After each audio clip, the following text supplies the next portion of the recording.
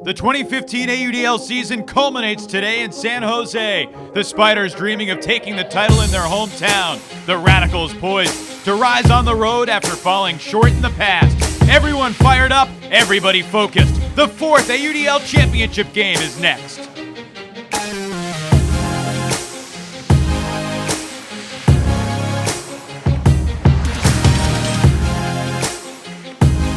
We are live at Avaya Stadium, a breezy but beautiful day in San Jose to wrap up another great AUDL season. The final game of the year might be the best of all. The Madison Radicals and the San Jose Spiders battle for supremacy here today. Hi again, everybody. Evan Lepler alongside Megan Tormey and Chuck Kindred. I've got great teammates, too, up here in the booth, and we're ready for action. The game of the year and very special. San Jose, not only a chance to win a title at home, but a chance to win back-to-back championships, Megan. And they certainly have the arsenal of individuals to do that. We knew that they were a deep team, but they truly highlighted exactly how deep their roster is yesterday in their game against the Toronto Rush. A 25-20 win over Toronto yesterday. The Rush were feisty, but San Jose reigned supreme. Madison beat Raleigh, fending off the Flyers. Defensive intensity was the name of the game, like it's been all season long for Madison. It is. I mean, that's something they rely on. They really score a lot of easy points, and they control the tempo of the game. They have this zone that's very hard to deal with. Even if you really get an idea of how to beat it, like a Pittsburgh did, it's still very hard to win games against Madison, and they always have tempo on their side.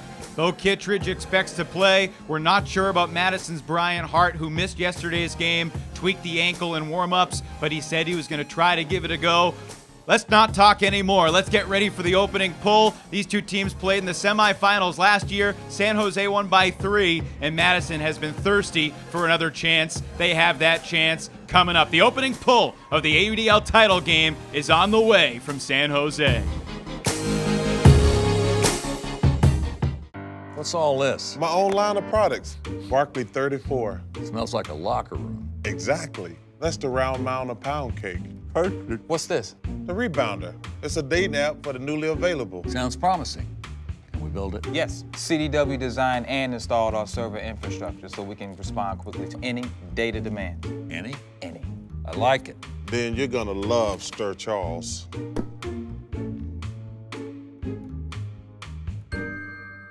We're gonna teach your kids about sportsmanship, spirit of the game. We're gonna teach our kids conflict resolution. They're gonna have a great time. They're gonna get an amazing message about cancer. It's not a death sentence. It's not something you need to be scared of. It's something that you need to have a winning attitude towards, like an opponent on a field. The AUDL has brought a lot of professionalism to Eric. The players are all big role models. They're perfect Eric ambassadors. They teach the game. They love kids. Kids love them. It's just a great combination. Go Team Eric! We are Team Eric! Strike up the band. Stevens Creek Toyota is ready for another all-star season. We're your home for everything Toyota in the South Bay. Experience Toyota Express service in our beautiful new facility, fast in, fast out service. We have deals to beat the band on Corolla, Sienna, and America's favorite hybrid, Prius. It's a performance you don't want to miss. Now it's Stevens Creek Toyota in San Jose. Visit us online at StevensCreekToyota.com. A great crowd on hand, a fantastic national anthem, and the stage is set for the second ever meeting between San Jose and Madison. Let's talk about game changers real quick. It's not a specific player for either team. For San Jose, it's the offense. And yesterday, the cutting core, Marcelo Sanchez, Sean Hamm, Simon Higgins, Cassidy Rasmussen, they all did so much damage, Megan. Absolutely. The Toronto team did a fantastic job being smart about their matchups, and yet it just wasn't enough to take away everyone. Sean Hamm really elevated his level of play, made himself a nice, easy target for Ashlyn Joy. Time and time again, he was able to get separation on his person and get himself in the end zone, proving how deep this team really is. You can try and take away the obvious top players, but there's going to be someone else in line who will step up and do the work to score points for the Spiders. Chuck, we saw Ashlyn Joy yesterday get so comfortable. What can Madison do to get him out of his comfort zone? Well, no mystery here. They're going to throw a zone on him. They're going to double team him right off the bat. He's not going to be able to make a lot of the throws we're watching him make right here. This type of game just is not going to be available to him until he beats the zone. Now, he's a guy who's got great over-the-top throws, and talking to Tyler DiGirolamo, someone who's had great success against this zone, he said hitting the over-tops is going to be big. He also said swinging it laterally before setting that up is going to be big. Those are the cutting court for San Jose. Madison's defense, though, has gone to a new level with this guy, Jay Frood, is from Kansas City out of the University of Missouri. This play early in the game just really ended Raleigh's hope. Yeah, I mean, that was a back-breaking D, just absolutely ridiculous. He's a guy who came on during the season and just integrated himself well, and there's no question how he did it. You see a couple Ds here by Peter Graffi as well, and one by Schreiweiss. But yeah, I mean, I think what's going to happen, San Jose is going to have to figure out how to beat the zone. Once they do that, then we're going to see some new looks. We're going to see some man, and it's going to be a question of what else does Madison have, and will their O-line be able to punch the disc in? Yeah, without question, Madison is going to generate opportunities even against a team as strong as the San Jose Spiders. Just a question of, can they generate enough opportunities to counter the offensive prowess of the Spiders? Mechanix, Frood, Meyer, and Schreiweiss, all team leaders defensively, and that's Kevin Pettit-Scantling looking menacing as always on the graphic. Does defense win? That's the question. But San Jose's defense, as we talked about in our Game Day Live show, was pretty stout yesterday. Andrew Mechanix, even he had to appreciate some of Greg Cohen's mastery against Toronto. Yeah, I think San Jose's man D is going to be very difficult for Madison to deal with. I mean, that's the secondary question that might be very, very important. I mean, if they can't score against San Jose, it really doesn't matter what the zone does or doesn't do. It doesn't matter if Ashland hits us over the top today or not.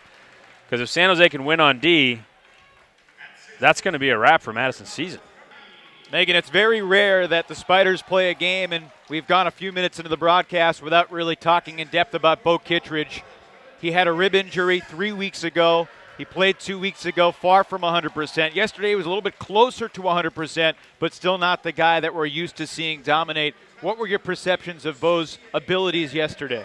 Well, like you said, he was certainly looking a little more nimble, a little more agile than he did a few weeks ago. He wasn't moving as gingerly about the field. However, with Bo, you just never know. He still might have been holding back, having trust within his teammates that if he was not the one out there making the big plays, that someone else would. So we'll see if he really simply is not at 100% or if he was holding back, resting himself to bring out his top game today. Madison will begin the game on defense with a starting line of Andrew Mechanix, Bill Everhart, Seth Meyer, Matt Weber, Peter Graffi, Kevin Brown, and Ben Nelson. San Jose Spiders on offense. Bo Kittredge is going to play defense, so the O-line led by Ashland Joy with Chuck Cow, Cassidy Rasmussen, Marcelo Sanchez, Simon Higgins, Sean Hamm, and Jordan Marcy. The 2015 AUDL Championship game is underway here in San Jose, California. Last year, the Spiders won it all against the Rush in Toronto. Could another road team take down a squad with home field advantage? So right off the bat, we're seeing this zone. Here's the double team. Chuck Howe swinging it back to Jordan Marcy, who moves it around the cup. Let's see what happens and what adjustments Madison makes here. They are already doing exactly what you suggest they do, Chuck, which is move the disc as laterally as possible until an obvious hole like this opens up, or simply move it back and forth to wear out the cup. The nice thing that San Jose has done is when the cup sets, there's a handler who goes back behind the disc to make for an easy reset, and then the swing is there, piece of cake. Joy slices it through for Higgins. He could have rushed it to Hamm, but Graffi was in the area, so he wisely retained possession. The daunting two-person mark of Mechanix and Weber. Here's Rasmussen.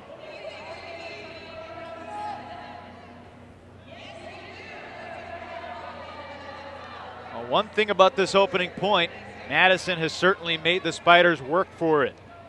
Nice adjustments there on the mark. They contained Chuck Cow as he pivoted. Ashland Joy able to step through the double team there.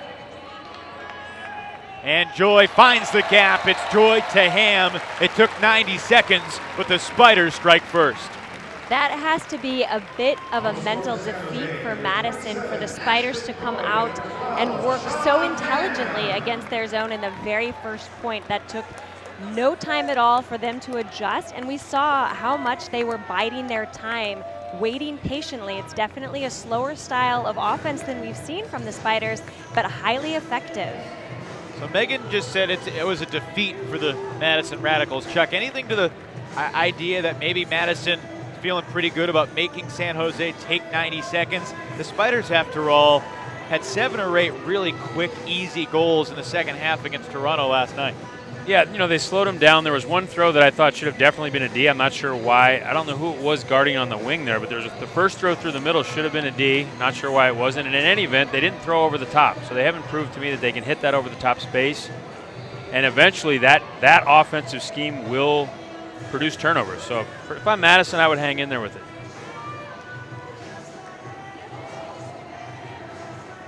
Biggest news of the day so far for Madison, Ryan Hart is on the field for this opening O point for the Radicals. Andrew Brown hits Pat Schreiwise. And here's Dave Wiseman. Greg Cohen's on Wiseman. A great matchup to keep an eye on. Wiseman slings it deep, crossfield. And it's knocked away. Sonny Zaccaro was the defender for San Jose. A couple Radicals in the vicinity could not come down with the disc. Yeah, Brian Hart badly misplayed that disc, turned around, started backpedaling. I'm not sure if he's 100%, but certainly should have been a catch. Oh, and Wynn couldn't make the grab, but Cohen, as he so often does, saves the day. Kittredge first touch, and he hits Peterson, who had a tremendous layout for a near score yesterday, picked up the assist instead. Can the Spiders get the break? Russell Wynn in pursuit, but the throw a little too far ahead from Kevin Cox. There you see the wind. He tried to put a lot of touch on that, a lot of bounce, but the wind was kicking it down. There was absolutely no float on that throw. Yeah, it was well executed, but the wind certainly pushed it well out of the way of Wynn's hands. Annan's first throw, a completion to Schreiwise, and now Hart a touch in the middle. How about the game Tom Annan had yesterday, guys? Just pinpoint hucks. You think Madison's going to need to stretch the field today a little more than normal? They're a team that prefers to play underneath a more conservative style. Yeah, it wouldn't hurt. A big layout from Wynn, and he contacted Madison's Thomas Coolidge before the disc arrived. The officials for the championship game, Josh Cooper, Jeff Peters, Kai Hudak, Ali Mirofzal. Coolidge will keep the possession.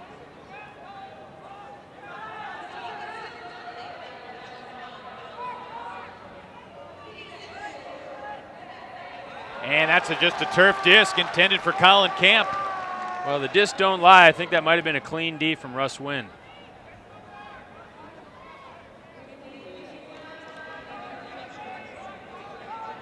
Cohen airs one out. Looking for Cox. In the end zone. Knocked away by Annan. Cox on the second effort. Could not get there. Great last-ditch effort from Annan. I thought that was clearly in the hands of Cox. And then that second effort from Cox was certainly nothing to overlook. Yeah, it sure looked like Tom Annan knocked him out of his second effort. I don't know if that should be a foul, but it's hard to argue that he didn't knock him down. The disc in Annan's possession. Now Coolidge sets to Brown. Matt Natali is on Andrew Brown. Last year we saw Kurt Gibson when he was with San Jose starting on Brown, and whether it was Gibson or Kittredge who marked Brown in the semis last year, it impacted Madison. And another throwaway for the Radicals, their third turnover in their opening offensive point. There's a crosswind blowing away from the screen right now, so you can see that's a throw that Tom Annan tried to sit on the inside rail, and it just turned over and died on him. It's the same thing that happened to Kevin Cox going the other way. The wind is really pushing away from you, and guys aren't reading it right. Wynn shoots for Cohen. He's got a step. He's got the disc in the red zone. Zaccaro for Cox. And that will be a foul. Wow, that's unfortunate because the cut was not open. I don't think he even saw what happened. Annan caught the arm of Cox, allowing Kevin Cox to center the disc. Up high, and it's knocked away. Colin Camp comes up with a D. That's the 6th turnover of the point. Tim DeBile running down the sideline, and he demands a timeout. Wow, we're nearly midway through the first quarter, and this is just the game's 2nd point. Yeah, definitely some sloppy play, and you can see what a difference it makes when you throw it from one side of the field to the other. That one pops up, the other one drops like a rock. But both teams reaching for the kind of play that they are trying to make. I feel like both teams pulled a little bit out of their element. They feel like this next point is so decisive, potentially so important, that no one is quite setting themselves to battle this wind. Now, was this a D or a foul? Looks like a good call. Looked like it might have been a D because he didn't really, I thought he knocked him down. It doesn't look like it though. Cox had a chance to make that second effort play. You mentioned you thought the Russell Wynn foul was a bad call. I thought that was a good call. I thought Wynn got there first. That's a careless decision in the red zone that you don't usually see from San Jose. Well, it's just a misunderstanding of the wind too. It's popping that disc up. You can't throw a little cheeky high lefty backhand up into space and expect, you know, Russ Wynn's not 6'8". Tim DeBile, the innovative owner and head coach of the Radicals, had his team in the championship weekend 3 years in a row. A couple years back, the Radicals lost in the finals to Toronto. Last year, falling in the semifinals to San Jose. Remember the first quarter last year? There were 14 goals scored. Madison led 8-6 at the end of one. Have to really pick up the pace to get that many goals in this first quarter today. Completely new line out there for Madison. San Jose with fresh bodies as well, and Kelly Van Arsdale bumped Kevin Brown. It's had a breakout year for the Radicals defense. Kevin Brown was one of the captains of the USA U23 Open team that took gold in the U23 World Championships in London last month. This is Peter Graffi, the daunting deep threat. Dumps for the left-handed Everhart. And here's Mechanix. He led the Radicals in every category this year, Mechanix did. Goals, assists, and Ds. He led the entire league in the latter category. Adam Drews to Everhart. That one's hanging in the air, but pulled down by Madison, and the Radicals eventually hold as Jay Frood picks up the assist. It took 5 minutes and 18 seconds. 6 turnovers, 1 timeout, and somehow, it may not feel like it, but we're tied in the first quarter. Yeah, pretty cool to see the Madison. Basically, this is the defensive unit coming in and showing the O guys how to work the disc against a tough D from San Jose. They made that look pretty easy. You know, both teams, I feel like, were playing with adrenaline as opposed to strategy. Compare that to the first point of this game where really the Spiders' play looked scripted. They were simply marching it down the field. That second point was emotions all over the field. Peter Graffi eating it up, literally. But I think that it probably was a good point to put that defensive team on the field because they are a little bit better at working with that adrenaline, working with that intensity because they need to step out on the field because primarily their first job is to get the D and then settle themselves and work offensively. Madison goes right back to the zone. They force San Jose to take 90 seconds, but the Spiders worked it down the field without a turnover on the game's opening point, which feels like a long time ago right now.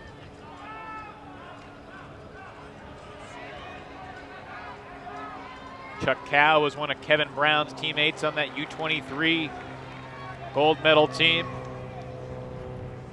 Speaking of gold medals, Ashlyn Joy's won a few. Sanchez finds the gap.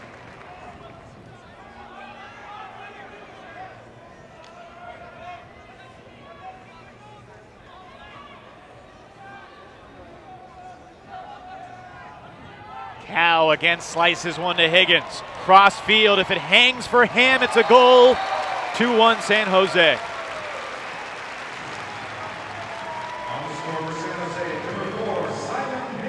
Higgins has found that gap in the Madison defense about 3 or 4 times now in the 2 points he's been on.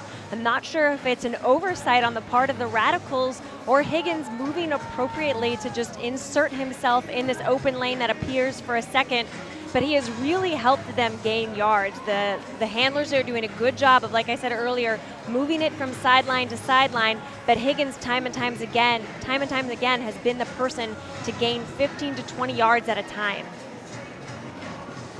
Sean Hamm second on the Spiders in goals during the regular season, only behind Bo Kittredge.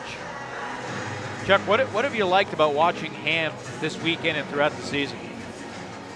Well, I mean, he's a guy, he's so positive, and he's constantly looking to put points on the board for your team. Wow! Oh. Kevin Cox nearly flying for a D, but Annan secured possession and then gains 25 yards in the under for Camp.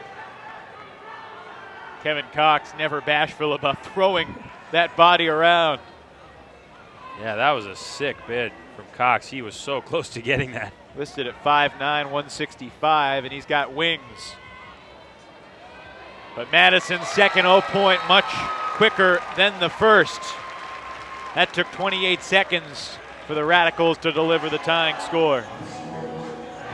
If Cox was hoping to intimidate the Madison offense with that layout bid attempt, which sometimes that's a great way to start the point, is to fluster the team and let them know that the defense is tightening up. I think it did the opposite. The Radicals looked intense and determined.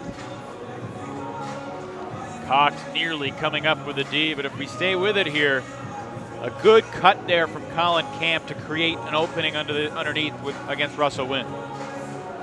Yeah, it's just more of the same from Tom Annan. I mean, he saw that play developing, got in there, made the quick little catch, pulled it out of the way, let the guy go flying by like a charging bull, and then just takes care of the disc as always. I'm really impressed this weekend with Tom Annan. Wiseman to Schreiwise for the Madison goal. So immediate pressure on these pulls from Madison and from San Jose. Shot goes up deep to Simon Higgins.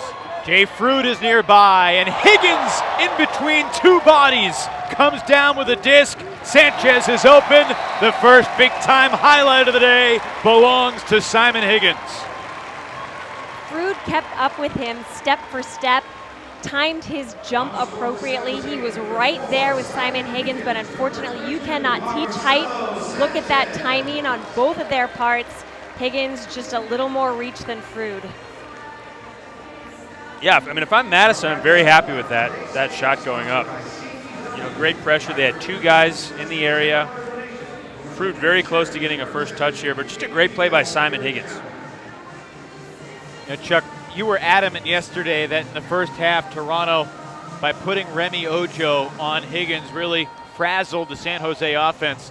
Does Jay Fruit have a similar potential? Not that time, even though he was close. San Jose scored, but what do you make of that matchup?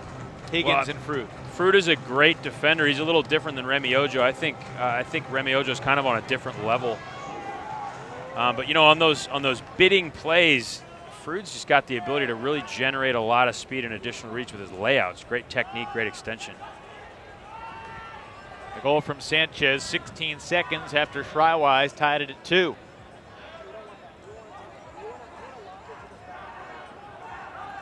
The stall count rising, Camp has no choice. He launches deep, and a great catch from Coolidge into the end zone for Annan. Holy cow. Fast and the Furious all of a sudden, and we're tied 3-3. Coolidge very nearly lost his cool on that throw. Thank goodness Annan is the type of athlete he is to run one direction and then lunge to the other to trailing edge catch that disc. Sure, Coolidge owes him a thank you. Yeah, deep shot goes up here. Great adjustment. Coolidge is so impressive in the air. He really plays the deep ball well, but this adjustment by Tom Annan, he's having a good time. I think he should have played it a little more conservatively rather, and just tried to make the catch first. But he does this little jumping catch, extending his right foot down into the end zone. I guess when things are going your way, might as well keep it rolling.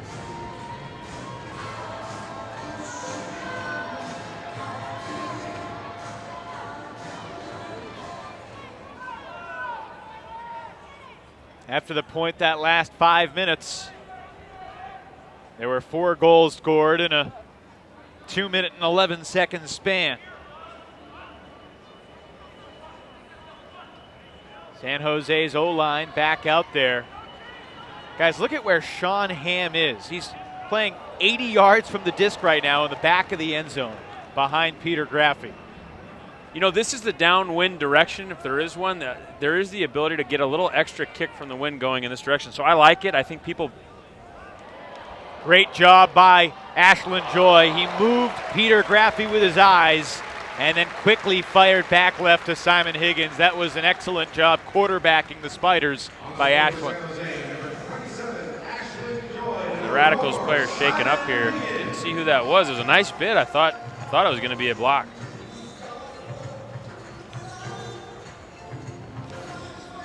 So here you can see this cross-field shot. Is that Kevin Brown? That's Kevin Brown. Looks like he might have landed awkwardly. Maybe might have a shoulder injury. But I mean, that's the kind of look you want. And part of the reason that Kevin Brown had to come back to make that play as opposed to Peter Graffi, your deep, is because Sean Hamm is stretching him on the other side of the field. He's behind him. He's in the back corner of the other side of the end zone. That opens up a lot of space for those cross-field looks. Well, it's great to see Brown bouncing off the field after being down for a few seconds.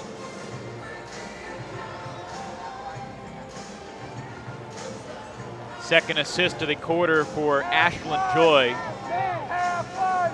And we found a little rhythm here after that marathon 6 turnover point, which Madison eventually held to tie it up at 1s.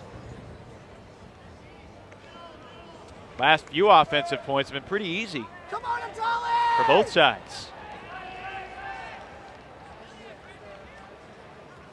This is Brian Hart, who missed yesterday's game after tweaking his ankle in warm-ups. You'd think it would be demoralizing to see one of your top players go down like that 15 minutes before a semifinal.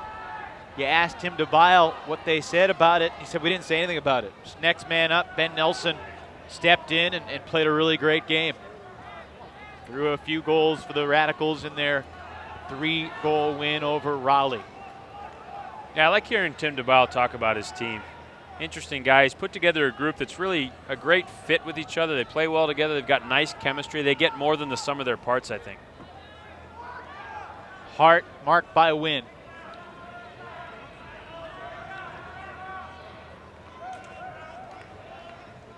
Well, you're right, Chuck. They have crafted a system in Madison and gotten the commitment of all the integral pieces. Hart to Wiseman to tie it at 4.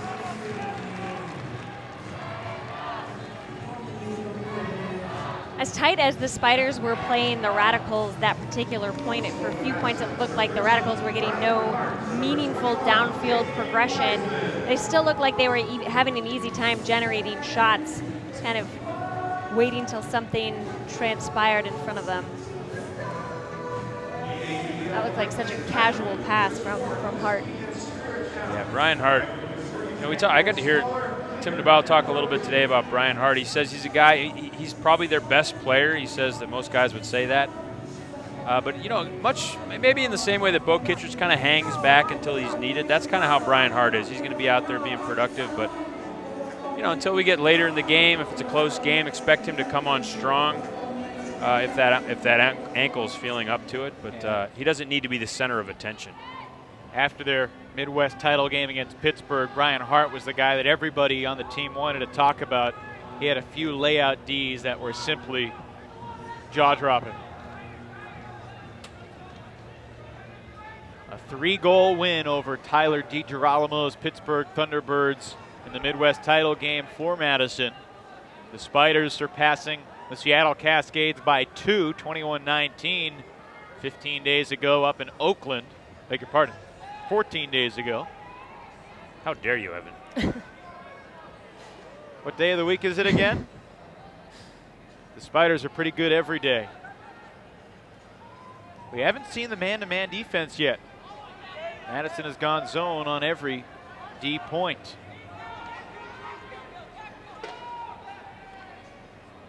Marcy to Joy. Got Sanchez to his left, looks him off. Swings it back to the right flank for Rasmussen. Marcy strikes through. A bullet for Cal on the brink. Trying to step through the double team. The first quarter winding down. And Sanchez, did he get in? The referees say he did. Tim DeBile not pleased with the call. Incredible awareness by Marcelo Sanchez. And at the buzzer, the Spiders deliver the go-ahead score in the first. Now the referees are going to come together. What do you think seeing it live, guys? I think he got it off, and it reminds me quite a bit of the end of the first quarter last year, wasn't it, when Tyler Bacon quickly caught and threw a goal on a last-second turn of events? He definitely got the throw off in time. The question is, was Sanchez's first point of contact in the end zone? I think it was. I think it was too. I think for the entire time his feet were behind the line. Yeah, you could see him make impact. I mean, I didn't see a knee coming down. I didn't see an elbow coming down. It looked like it was a really nice play. They put 1 second back on the clock. Yeah, it looks like a pretty good catch rather. We're watching another replay of it. That's great awareness. Holy smokes.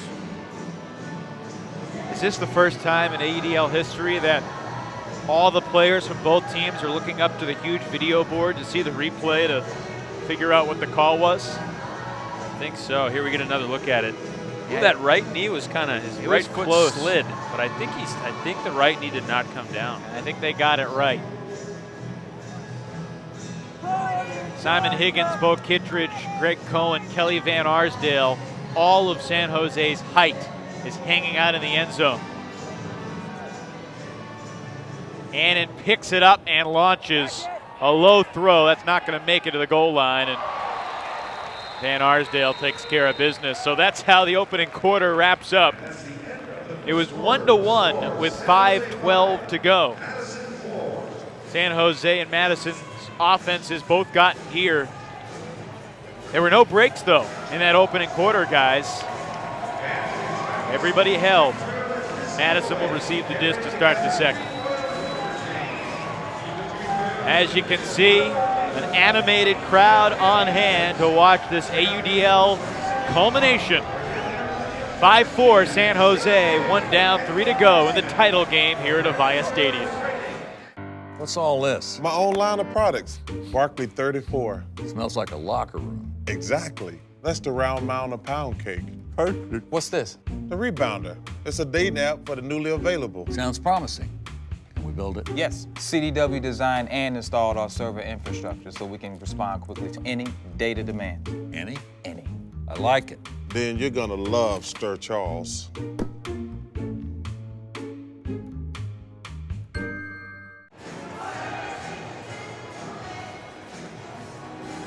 The San Jose Spiders in their very first season in 2014 went 13-1 in the regular season and then cruised to the title.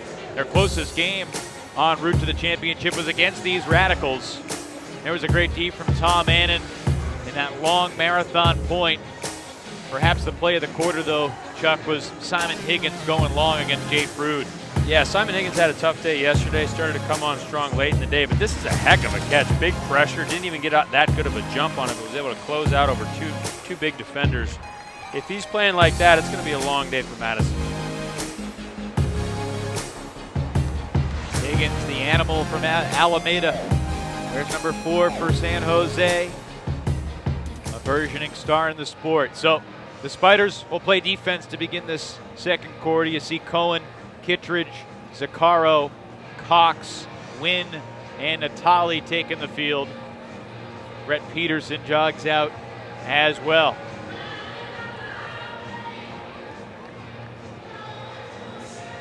Is it a championship game or a concert?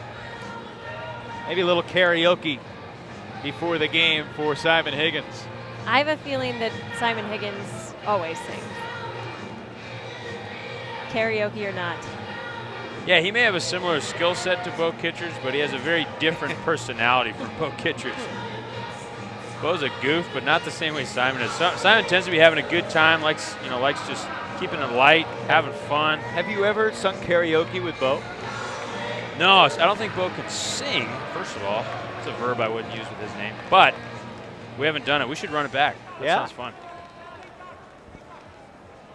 Sounds like a great online documentary. Chuck and Bo sing the blues. I'll bet Bo could do Warren G to my Nate Dogg. Looking long for Wiseman, but too much on the throw from Camp.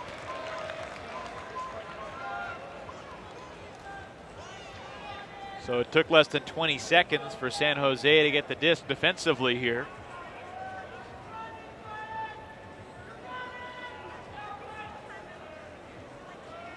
Oh my.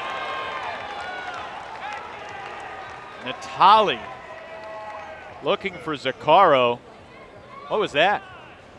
That was a rare gift, Evan, and I am sure the Radicals are determined to use it wisely. Colin Camp's deep shot now looking like a pretty darn good punt. Ryan Hart with a stall count rising. What was that? He hit Coolidge, I'm not sure how.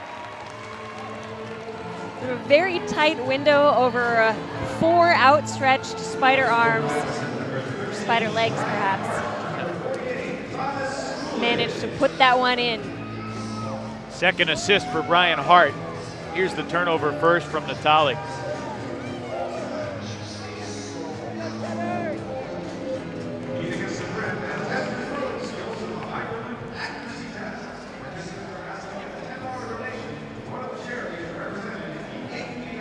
Pretty quick release. Scuber just turns it right over. He disguised that well too. Kind of looked was like he looking where he was throwing there? I don't think so. Ryan Jones would love that throw. Yeah. No-look Mr. Scuber, No-Look good Scuber. point. Who knew that you'd see it on the grand stage? So here's a new look for Madison. Here's Chuck Cal looking for Rasmussen. Brown back out there defensively, and it's Kevin Brown digesting the disc. Wow, he just big-timed Cassidy Rasmussen there. No doubt about it. It's the first turnover of the game for the San Jose O-line. Pettit Scantling back for Drews, looking long. Mechanic versus Sanchez. Higgins nearby. Mechanic with a left hand, could not get it. Very rare for Mechanic to lose it on the first and second effort. Normally you can count on him to get at least one of those tries. Sloppy looking deep shot from Madison though. I'm not sure why that throw went up. Mike Swain is chasing around Sean Hamm. It's the man-to-man defensive line for Madison. And Rasmussen now looking again to Sanchez. Mechanic looks tired. This is a battle 50-50, and it's incomplete. Yeah, Sanchez chose to play the body there, slowed up, tried to put his hip on him, and Mechanic fought through it. You like that no call? I do. I mean, in my opinion. Here we go again. This time it's Kevin Pettit Scantling versus Ashland Joy, and they won't get a chance as the throw sails out of bounds. Out of the hands of Brown, who was very upset with himself. Understandably, when one teammate throws an ill-advised huck, you hope that everyone else on the team is able to keep their cool if you get the opportunity back. But to make back-to-back similar mistakes, very disappointing to see.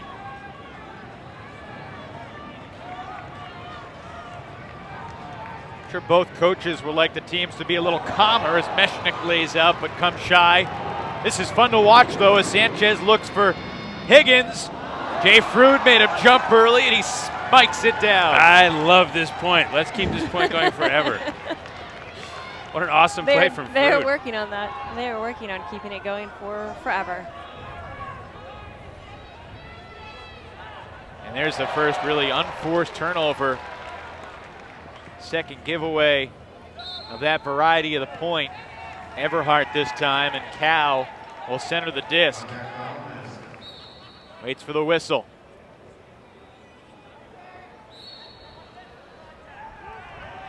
And an offensive foul was called on Cal. He'll back up 10 yards. Yeah, Cal trying to draw the foul by pivoting into the defenders. Good call. Yeah, I think the ref got it right. Ham resets for Joy. Back to Ham for the score. Somehow that was a hold, a circuitous one for the Spiders, but it's 6-5. You could have a pretty good highlight montage for the week just from that point. Great aerial battles with playmakers on each team going up, making plays. It's interesting from our perspective looking at the field. The right side of the field, all of those throws have definitely lofted. So even though the throws to the Spiders in this direction, the Spider receiver had steps on the Radical defender, but it slowed just enough for the Radicals to catch up. We saw it with Mechanix, we saw it with Brown, we saw it with Frood. Yeah, you see a couple of these plays in the air and then a big layout from Mechanix at the end of the point. Somehow these guys fight through. But watch this little maneuver by Frood to get Higgins up in the air.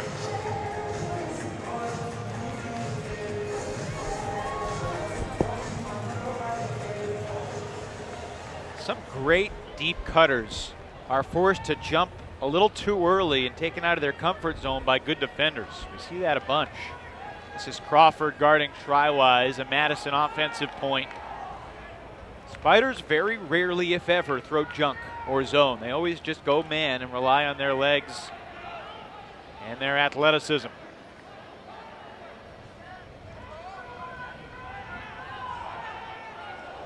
Low air bounce from Try-Wise draws the oohs and ahs from the crowd, but it got to Brown. There was some significant contact from Kittredge. That's got to be a foul. Yeah, and I like this matchup. I think that's Dave Wiseman there. He seems to draw the biggest, most athletic guy on any team, and he always handles him, keeps him on his back. He's such a big frame and so good with his hands. Well, one big piece that Madison is missing today is the towering left-handed Scott Riggles, home with his newborn child, with his wife.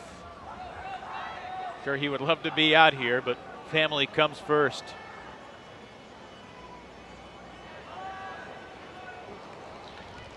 Again, Kittredge lays out on Wiseman, comes up empty, and Annan hits Wiseman in the end zone.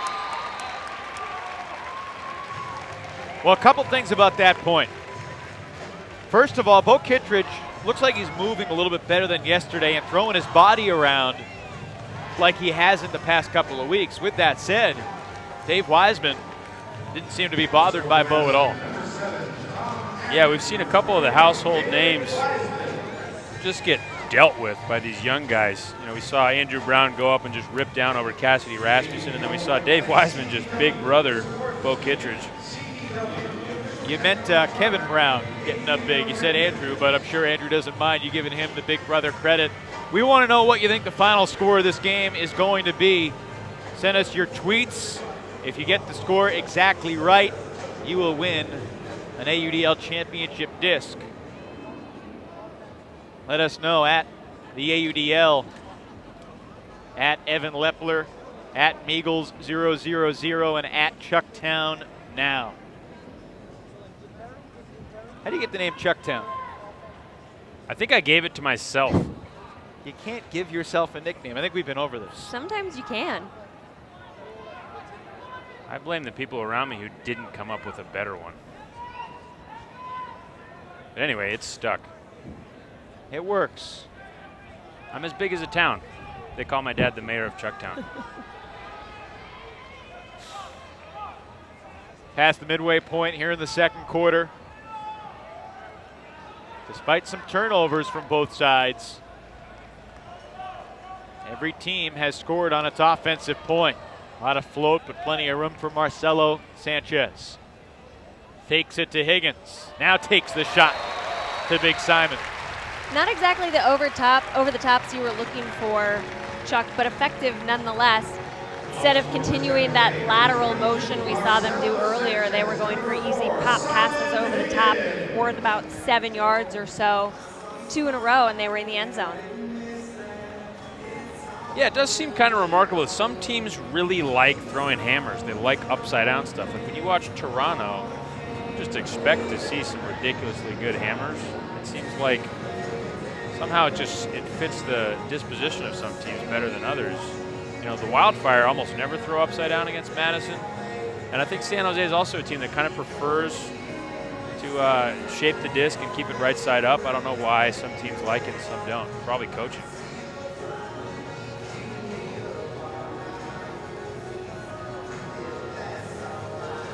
The 14th point of the first half begins with 5:31 to go in the second. Cox marking Annan. Is Pat Schreiwise always open on the undercuts, guys? Yes. The answer is yes. Certainly seems that way, even with a guy like Cohen on him. Here's Hart, chased by Zaccaro. Yeah, he's too dangerous deep to not respect that outcut, and he really does change direction well. Andrew Brown makes the adjustment and hits Hart on the under.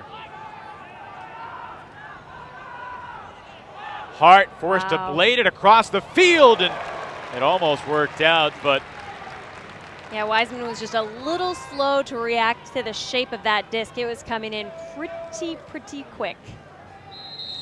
There's something about the way Brian Hart releases discs that gives you no indication of where the disc is going to go. It's kind of incredible. He's got that quick release. He doesn't wind up like a lot of other throwers for sure. Timeout called by San Jose. They're going to get the O-line back on the field. Yeah, that was a 50-yard, whatever that was. I don't know. I'm going to ask him after the game. What do you call that, Brian? I'm also sure that was a no-look toss as well. But bad news for the Radicals. It was a turnover. We'll take the timeout too. San Jose in search of the game's first break. Strike up the band. Stevens Creek Toyota is ready for another all-star season. We're your home for everything Toyota in the South Bay. Experience Toyota Express service in our beautiful new facility. Fast in, fast out service. We have deals to beat the band on Corolla, Sienna, and America's favorite hybrid, Prius.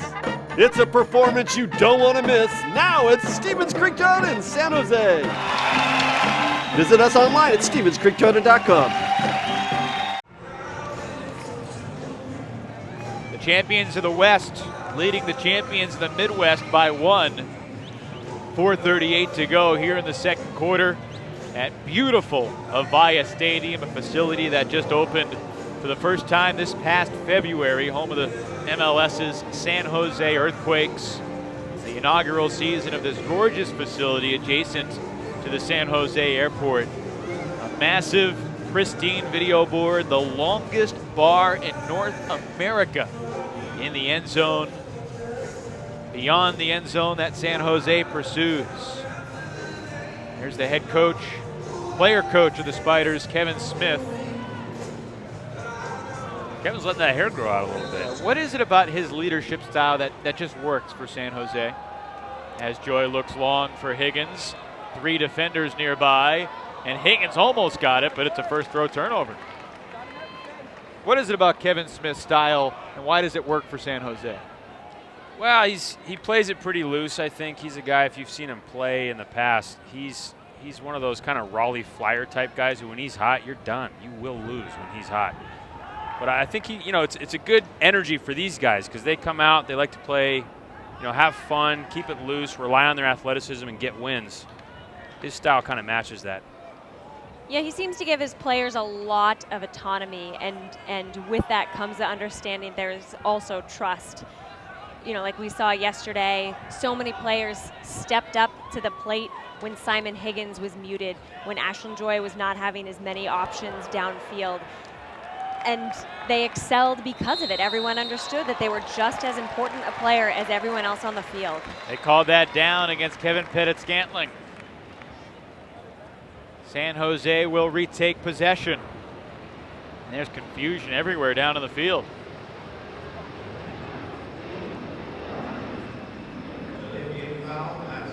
Called delay of game on Kevin Pettit-Scantling.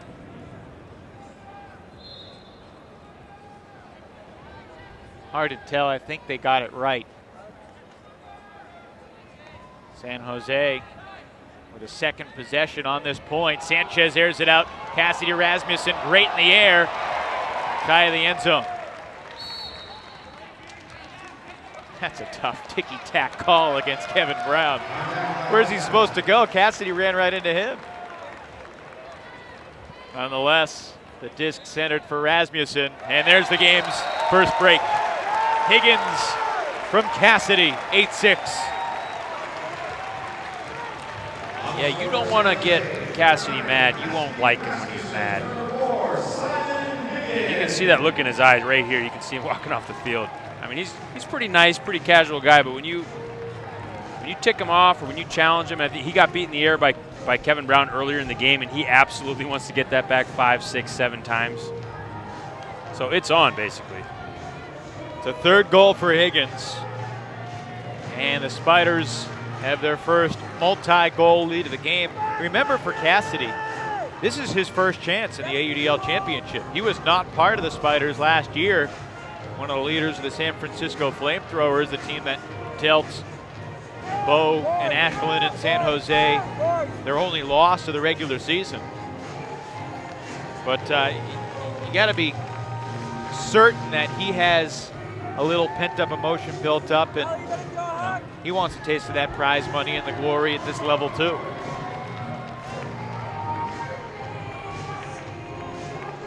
Very important point here for the Madison offense, right? Yeah, they need to keep it steady, right the ship, allow their defense to get turns, but anytime their defense fails, the offense has to be there for them to win. So let's see what they got. Jaden Scullion out there offensively. So is Peter Graffey.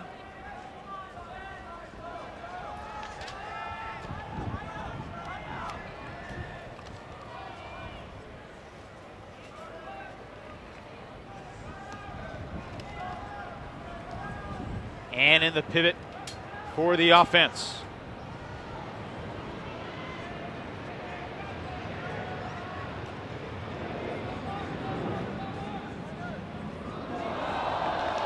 Over the head of one Radical, and again it's Tom Ann and Johnny on the spot.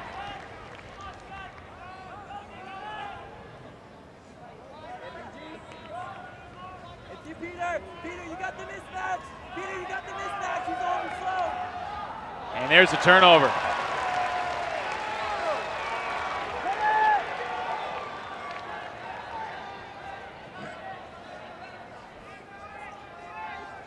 We saw the Spiders yesterday close the first half on a 3-0 run.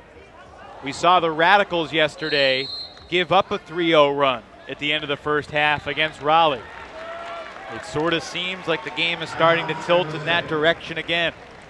It does, you know, and one thing Tim DeBile talked about earlier in the day on the pregame show is just one of the reasons he thinks they dropped that game was just a lack of discipline, a lack of mental discipline. They got down on themselves, and they just allowed the momentum to kind of move away from them. They had a heck of a first quarter last year. They were up, they were looking good, really bothering San Jose, and they kind of just, you know, the last play of the quarter was a goal for San Jose, and their heads dropped, the energy went down, and then San Jose took control.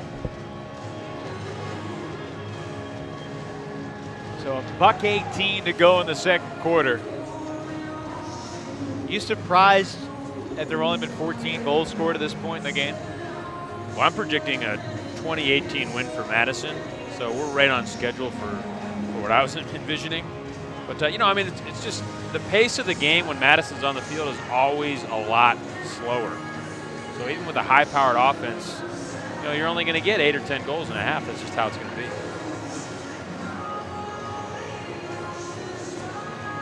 A little wrinkle to the offensive line here. Russell Wynn is out there. Sean Hamm is not. So across the field, it's Rasmussen, Wynn, Higgins, and Sanchez. Joy will pick up the disc. His first dump is Cal. Marcy, the second reset spot. And here comes the double team.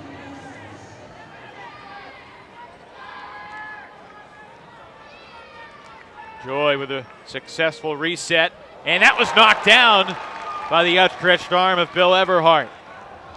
Oh my, an immediate giveaway. Everhart stuffed by Higgins.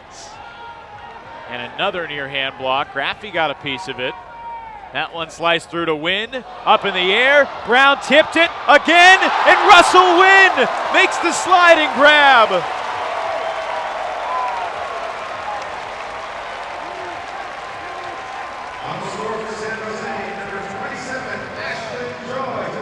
What a freaky finish to that chaotic point. Somehow San Jose scored. And then Everhart, not thinking, just stands up, throws right into Higgins' hand. That is a mental error. Can't do that.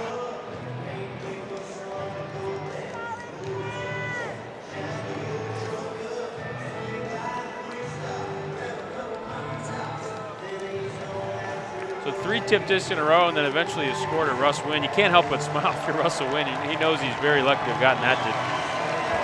Russell Wynn, does he get the assist and the goal? Yeah, right? How about that? Once in a while, you get to clean up your own messes. Russ Wynn comes in and makes the catch on what was a pretty shoddy throw.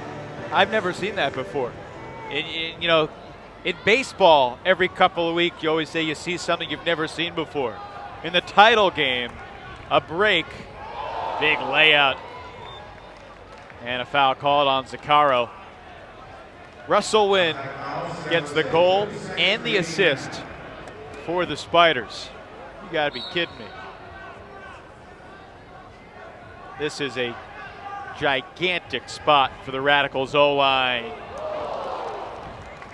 Schreiwise hauled in the hammer. Now Schreiwise to the end zone. That'll work. And like we said, Brian Hart will just kind of hang back, not make himself the center of attention, but then when you need him, he's making catches, drawing contact, and then eventually making a layout on a pretty slick little pass from Schreiwise. I like what I'm seeing from Schreiwise in the first half. He looks like his energy level's up. He's moving at a different speed, not allowing anybody to get in the way of what he's trying to do. I think Raleigh took him out of his game a little bit yesterday, but you can see he's locked in today. Pat Schreiwise coming back to that hammer, saved that point, and then Hart accelerated for the layout clap catch. Yeah, that ankle looks like it's doing all right now. And Madison, you know, that was important for Madison. You said it. They kind of dropped off yesterday. San Jose kind of turned it on. They need to finish strong here.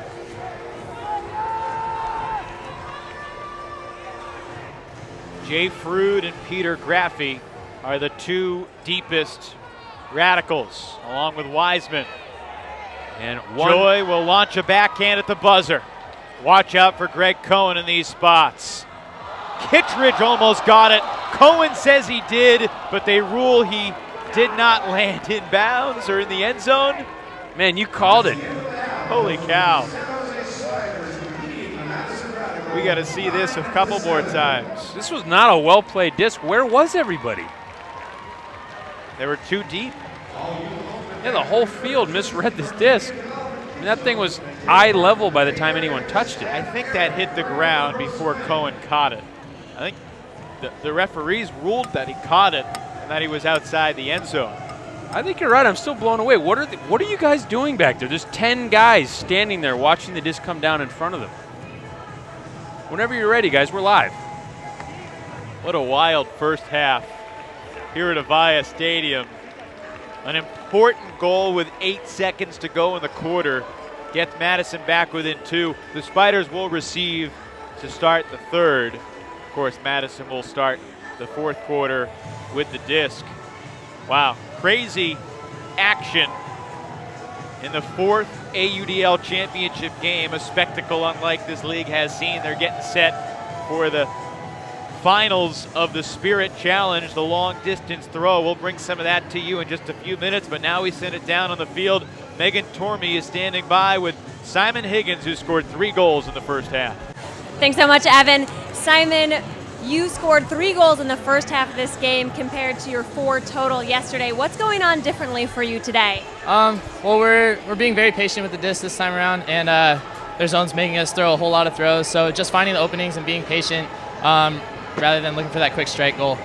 And it seems as though the Spiders get a sudden surge of energy close to the end of the half. We saw it yesterday. We saw it in the championship last year. What exactly happens that enables you guys to go on a run before you head into the locker room? I think the time in the quarter, and we want to make something happen, whether it's the D-line proving that they can get a block and a score right away, or it's the O-line going out there and saying, like, yeah, this is our job, we're going to go score. And then lastly, we really are dying to know this in the broadcasting booth. Who smiles more, you or Greg Cohen? Definitely me. Greg's a very, very intense player. I tell him to smile a whole lot, but I mean, if you're not having fun, then what are you doing out here? So. Good job. Back to you, Evan. Megan, Simon, thanks so much. I guess you're not going to ask him to sing this time around, maybe next time around. Avaya Stadium is the site of the 2015 AUDL title game, and we are halfway home. San Jose leading Madison 9-7. The Spiders aiming to go back to back. We'll have coverage of the Halftime Spirit Challenge. We'll have first half highlights. We'll look ahead to the second half. And again, the conclusion of the fourth AUDL championship game is coming up. It's great to have you with us on ESPN3 and TSN Go. The madness, the greatness continues to unfold when we come back. We're going to teach your kids about sportsmanship, spirit of the game. We're going to teach our kids conflict resolution. They're going to have a great time. They're going to get an amazing message about cancer. It's not a death sentence. It's not something you need to be scared of. It's something that you need to have a winning attitude towards, like an opponent on a field. The AUDL has brought a lot of professionalism to Eric. The players are all big role models. They're perfect Eric ambassadors. They teach the game. They love kids. Kids love them. It's just a great combination. Go Team Eric! We are Team Eric! What's all this? My own line of products, Barkley 34. Smells like a locker room. Exactly. That's the round mound of pound cake. Perfect. What's this? The Rebounder. It's a dating app for the newly available. Sounds promising. Can we build it? Yes, CDW designed and installed our server infrastructure so we can respond quickly to any data demand. Any? Any. I like it. Then you're gonna love Stir Charles.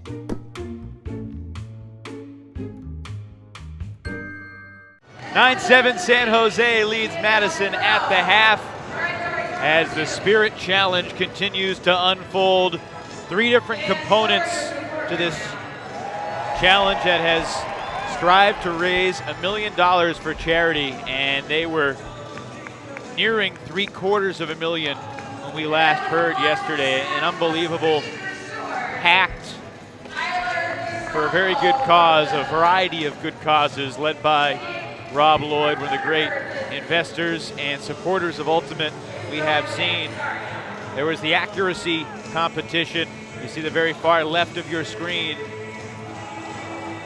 The zip line also, and now the long distance component.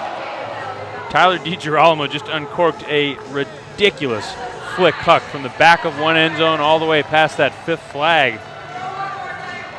And he got a little bit of help from the wind. A huge hammer, and that's going to be knocked down by the wind. I would love to see footage of the way he winds up and pulls a flick. I don't think we got it, but man, I've never seen anything quite like that. Well, there's an incredible collection of talent down on the field right now. This is one of the great investors in the San Jose Spiders, the founding partner, Peter Nia of Lightspeed Venture Partners.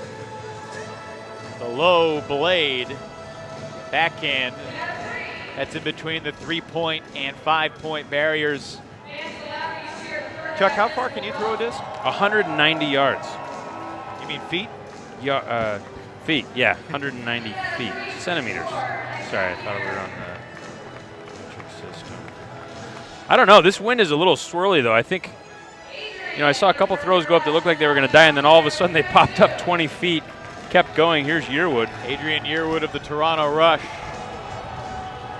Pretty good looking backhand. It'll surpass the 3-point mark, but fall well short of the 5-point flag. Still to come, Brody Smith, Jimmy Mickle, and others.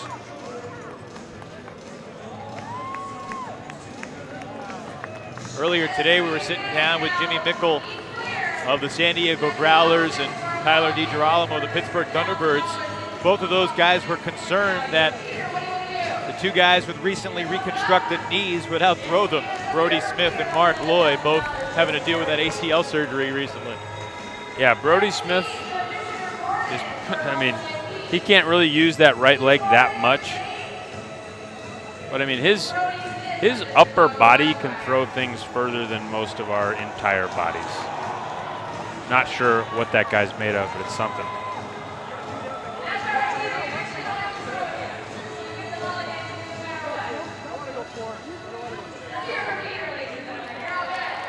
So again, the halftime score, San Jose 9 and Madison 7.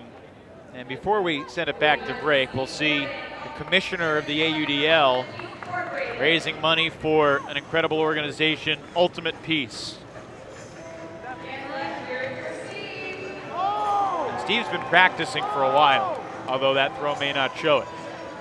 A one-pointer for Commissioner Gordon. Megan, you've known Steve Gordon for a long time. What is it about his energy that has helped bring the AUDL to where it's currently at? There's a three-pointer for Steve. Well, he is certainly a man driven by passion, and if there's something that intrigues him, he gets behind it 110%. He had a marketing company, and through the course of his work found out about Ultimate. And when he heard about Spirit of the Game, he thought, I have to be involved in this some way, shape, or form. But it wasn't enough to simply volunteer at an event. By the way, Brody Smith just easily threw it over 100 yards, despite the crazy brace that's on his right knee. How about that? Sorry, Meg. No, that's okay. He is nothing if he isn't impressive, that's for sure. But anyway, that's what drives Steve Gordon, and that passion is apparent in everything that he does and everything that he touches.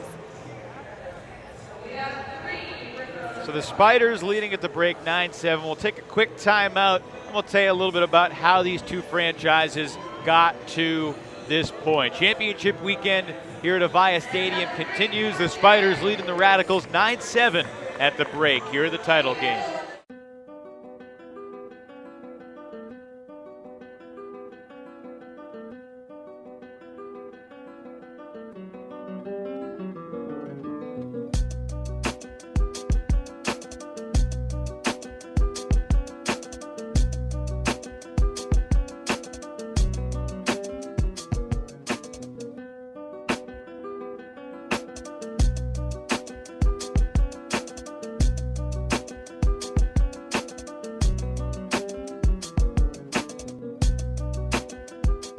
Strike up the band, Stevens Creek Toyota is ready for another all-star season. We're your home for everything Toyota in the South Bay.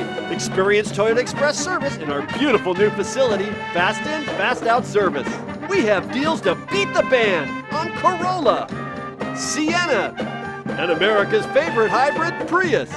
It's a performance you don't want to miss. Now it's Stevens Creek Toyota in San Jose. Visit us online at StevensCreekToyota.com.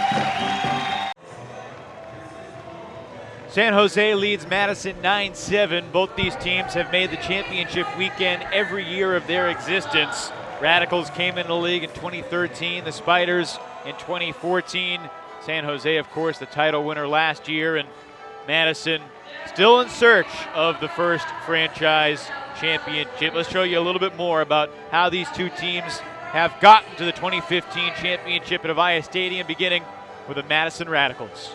Since the Madison Radicals entered the AUDL in 2013, they have been a perennial power in the Midwest. With plenty of talent and a great stadium full of loyal fans, the Radicals have emerged as one of the premier franchises in the league.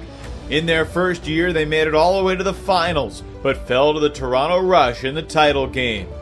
Last season, the Radicals returned to championship weekend, but lost to San Jose in a thrilling semifinal.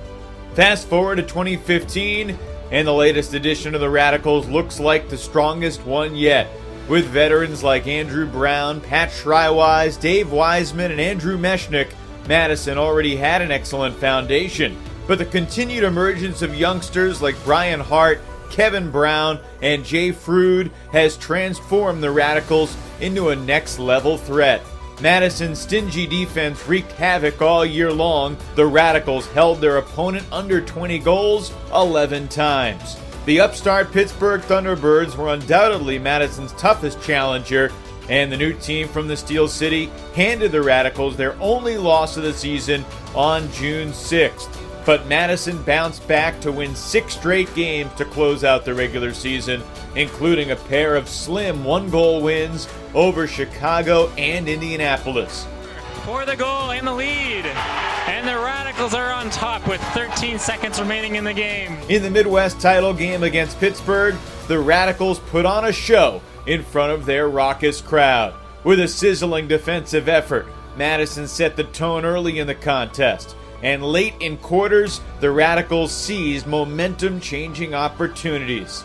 Down the stretch, the two-time defending Midwest champs deliver the knockout blow, advancing back to the Final Four for the third year in a row. Now the Madison Radicals are San Jose bound in pursuit of their first AUDL championship. The San Jose Spiders entered the AUDL in 2014, and it did not take long for some of Ultimate's finest talent to adapt to the pro game. In Bo Kittredge and Ashlyn Joy, the Spiders possessed two Team USA World Games gold medalists. And throughout San Jose's inaugural season, Kittredge and Joy were the anchors of domination. The Spiders went 13-1 in the West and cruised into championship weekend. They snuck past Madison in a close semifinal before demolishing Toronto in the title game to hoist the AUDL championship trophy in their first season. This year, with the West Division featuring much more talent, the Spiders still rose above their peers. San Jose won 7 straight to begin the 2015 campaign, firmly establishing themselves as the team to beat. But the Spiders did experience some struggles in the middle of the season, losing 3 games in the span of 4 weeks. On June 20th, San Jose returned home for a pivotal game against the Seattle Cascades, whom had beaten the Spiders in overtime the week before. Needing a win to clinch the regular season crown, San Jose played nearly perfect offense over 4 quarters, scoring 35 goals to secure the #1 seed in the West Division playoffs. The Spiders and Cascades did meet again in the West Division final, and San Jose's abundance of talent got the job done. Greg Cohen led the defensive effort with 4 Ds, while another young star, Simon Higgins, registered 3 goals in the Spiders' 21-19 win over Seattle that returned San Jose to the Final Four. With the honor of hosting championship weekend, the San Jose Spiders are looking to become the first AUDL team to ever win the title in their hometown.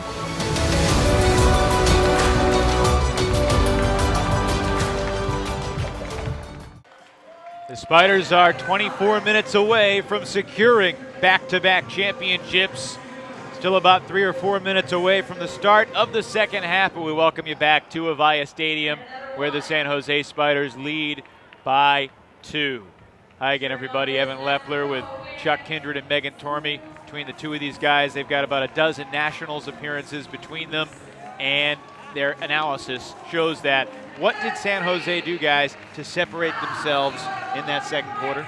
Well, I think they just settled in. They've got a lot of skill. They're going to be able to win their one-on-one matchups, so they try as much as possible to make this a one-on-one game. They started hitting some cool over-the-tops, beating the zone, loosening things up.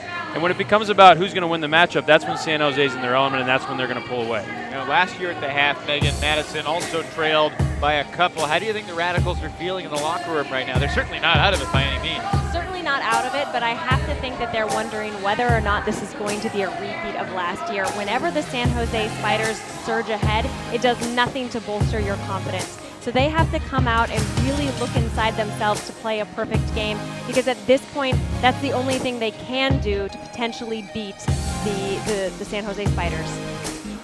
Patiently shredding the zone. How much more Madison zone do you think we'll see in the second half? Well, I mean, it's their best look, so unless it becomes... I can't imagine why they wouldn't run it at least half the time. It does seem to work. It forces them to throw a lot of passes. They are going to get some turns. And, you know, getting turns against San Jose's O-line on a man look is a nightmare. Do you feel like Simon Higgins has had a different mentality about his effort today for the Spiders? I mean, he looks more focused to me. He looked a little just, I think he was surprised at how he was getting just beat in this one-on-one matchup yesterday. And today, yeah, he came out focused. You know, he's a guy who's used to success, and I think he was coming out here early to establish, look, I'm the man. I'm going to be making my plays. I'm going to get mine. And this was the first play right here that we saw where he just went up and said, I don't care who's around me. I don't care where the throw is, good throw, bad throw, win, no win. I'm making plays today. Yeah, he certainly came out with confidence. However, I think that Kelly is just on Higgins' level, and so when they were the two of them side by side, Higgins did the best that he could. He looked confident yesterday, just not quite a match for Massa Kelly. However, against this Madison squad, he has just that little bit of edge necessary to become the powerhouse we've known him to be. Saw Higgins make that one sky in between Jay Frood and Andrew Mechanic. Arguably Madison's top 2 defenders. So the Spiders will receive the disc to start the second half. San Jose won the first quarter 5-4 and won the second quarter 4-3. Only 9 goals scored in the first, only 7 scored in the second. Simon Higgins and Sean Hamm each have caught the disc in the end zone 3 times for San Jose. What goes on, guys, in these moments before you retake the field? There's Bo Kittredge. An incredible statistical season for him. And, well, you know, we've gotten used to seeing him do his own thing. You saw the Spiders all together. You see Bo more solitary. He's always been kind of a mercurial type. You never exactly know what's going on in that brain of his. Might be writing a children's book right now. Literally right now writing a children's book. It's hard to say. To answer your question, Evan, what goes on in your mind coming out onto the field at these points? You know, in the past when I've been in tight games coming out at half, I have 2 different goals. If I'm ahead, my goal is to maintain my mental edge. If my team is behind, my goal is to come out and mentally reset, pretend that it's 0-0. Because then all mistakes that have been made, everything you would have done differently is able to be kind of washed away, and you can start out new, hopefully bringing in the lessons that you have learned, but coming out with a confidence that you ought to have at the beginning of any game.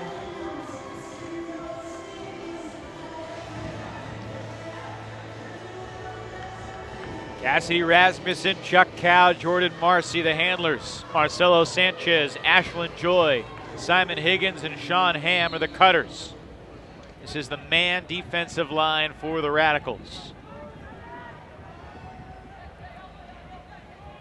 Higgins resets for Cow. And a whistle and a pick called downfield.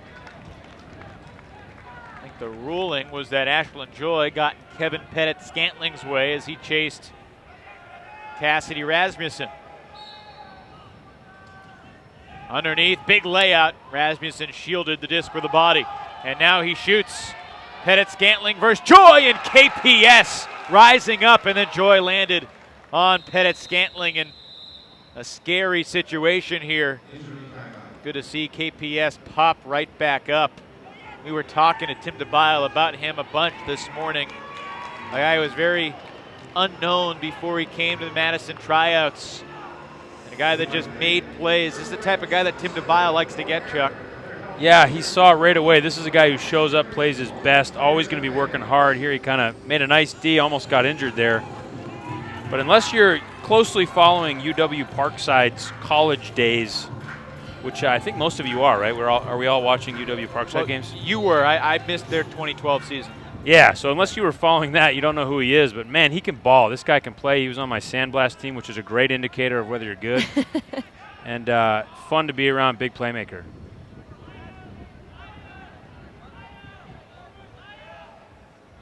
Madison's D-line has not gotten a break yet. This is Brown.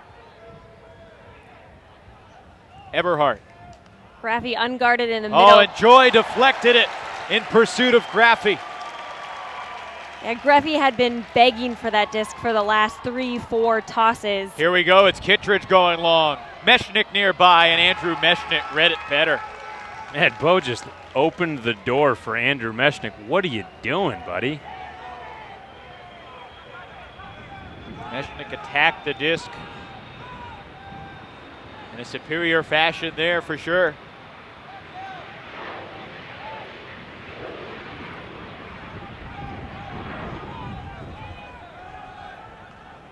Nearly a turnover on the dump, But Drew's the air bounce, and then Frood lets it fly. And a travel was called on Frood's huck. It was a turnover anyway, as Graffy's layout fell shy.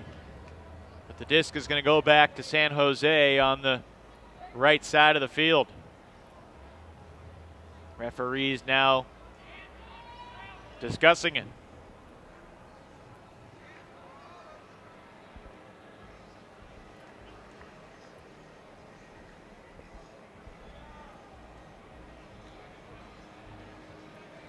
The travel appears like it will stand. And San Jose has yet another chance to hold. A lot of missed opportunities here for the Madison D-line with the disc. In this game in general, I feel like there have been more opportunities on both sides of the fence than I initially expected going into this game. Kittredge to Rasmussen. Bo in that little pocket, clearly fouled. San Jose plays the continuation advantage. And Joy, low release to Higgins. Fourth goal of the game for Higgins, and the Spiders back up by 3. I think Bo got hit right where it hurts, and I don't mean in his manhood. I mean right in that rib that's bruised. It's kind of an unfortunate coincidence, but yeah, right on the left side I think is where he got bumped, and he was just wincing in pain.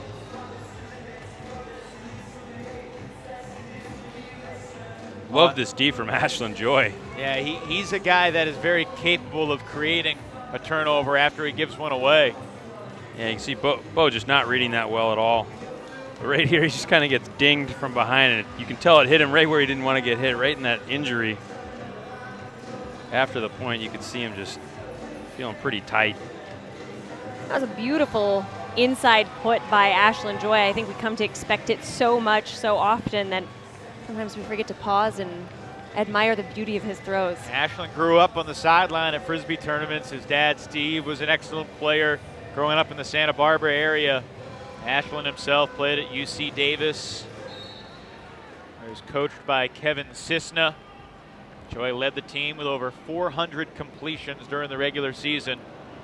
The Spiders always want the disc in his hands. And Kevin Cisna is the current coach of San Francisco Fury, I believe. Is that right? Top women's club team in the area, placing the legendary Maddie Sang. Annan throws it up high, 50-50, back of the end zone.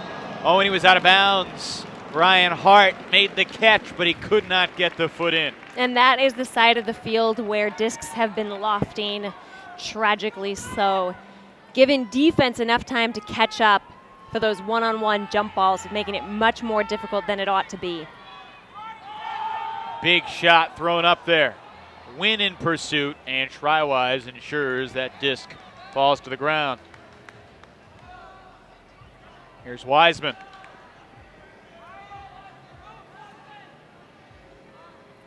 To Brown. Wiseman hits Coolidge. Quickly reset.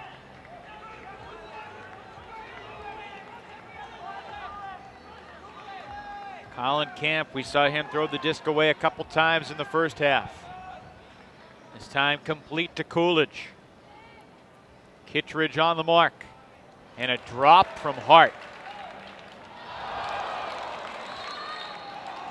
And a foul will give that back to San Jose. Looked like a foul, but the whistle came late. Yeah, it kind of makes you wonder, doesn't it? Did the ref really see that foul? And if he did, why didn't he blow the whistle? Players from both teams were sort of running in the direction as if it wasn't a foul. Yeah, it makes you wonder if the overreaction is what got the foul to get called. It's not a good precedent. Another lofted disc, and Russell Wynn on the sideline. After I think about 4 attempts to grab it. Yeah, and these are tricky calls. When the thrower is lunging through the double team, there's a little bit of contact, then he loses his balance, clearly falls into the mark. I mean, who knows how to call those? Timeout called by the San Jose Spiders. They've got the disc, looking for the first break of the second half. If they get it, it'll be the first 4-point lead of the game. The Spiders 10, the Radicals 7 here in the third. What's all this? My own line of products, Barkley 34. Smells like a locker room. Exactly. That's the round mound of pound cake. Perfect. What's this? The Rebounder. It's a dating app for the newly available. Sounds promising. Can we build it? Yes, CDW designed and installed our server infrastructure so we can respond quickly to any data demand. Any? Any. I like it. Then you're gonna love Stir Charles.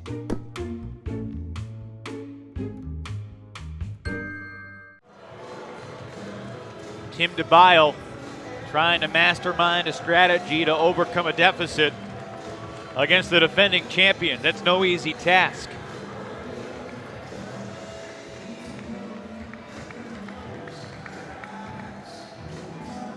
San Jose with the disc up by 3, 7:25 to go in the third.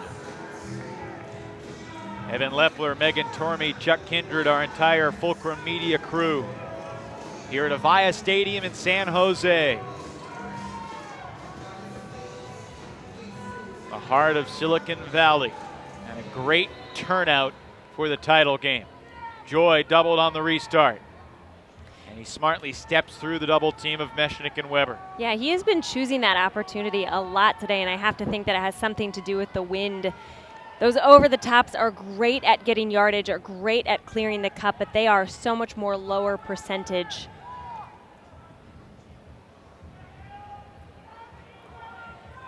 Ashland Joy's throws, the short ones especially, seem to always hit his targets right in the chest.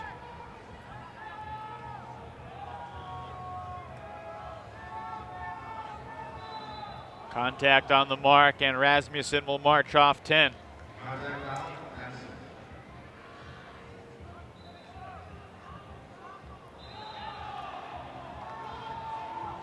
And they call contact. Looked like it might have been a travel. Yeah, was it? I wonder if the foul was the trip, or I don't know. Here's Joy. Plays it back for Marcy, who was all alone. Across the field, Rasmussen to win.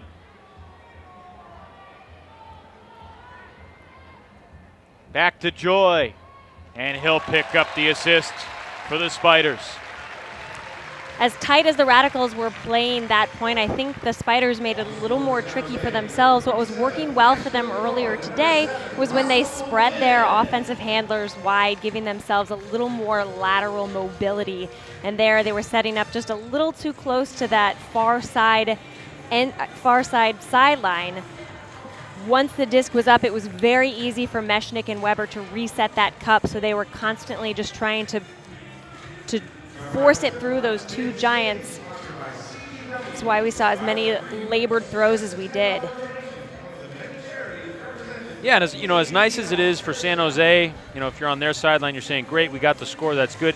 That is the kind of score that you want San Jose to have to get. If you're Madison, that looked great. That was horrible, it was ugly, it was frustrating. It's only a matter of time before these guys who are trying to draw contact, lunging through double teams and getting frustrated with the refs. It's only a matter of time before mentally they kind of snap off and do something silly, make a bad throw. And that's what you're looking for. That's a really good point, Chuck. That's a really good point. And everything was so close. There were plenty of Radical players nearby. So if Mechanix and Weber didn't get the D, there were enough white jerseys that they could just reach in and knock one down. Dave Wiseman lets it fly. Pat Schreiwise in the end zone. Wiseman cranked at that throw. That was definitely one of the better executed hucks this game. You noticed how much spin and flight that disc still had. Schreiwise, who had steps on his person, was able to maintain that distance, so it wasn't a hotly contested disc by the time it got to the end zone. Yeah, you see him wind and just deliver this. I mean, he just looks like a Sasquatch when he gets the disc and throws it like that. He's so big and so strong. Again, he deals with pressure from Bo Kittredge and just throws this perfectly. It's the Schrei-Wiseman connection. We haven't seen it a lot this weekend, but it is not to be trifled with. Well, the body language of Madison coming off the field there was one of a little frustration. That was a pretty easy score, but it was also their first score of the second half, and we're more than halfway through the third quarter. Yeah, they've got to get moving. I think they know it. They're sending out a man D line here, or maybe it's a different kind of a junk, but not the standard look. And they need to get cracking. They know it. They got to go on a run on D, and it starts right now. Pettit Scantling on Joy this time. Frood will have Higgins. Swain marks Ham.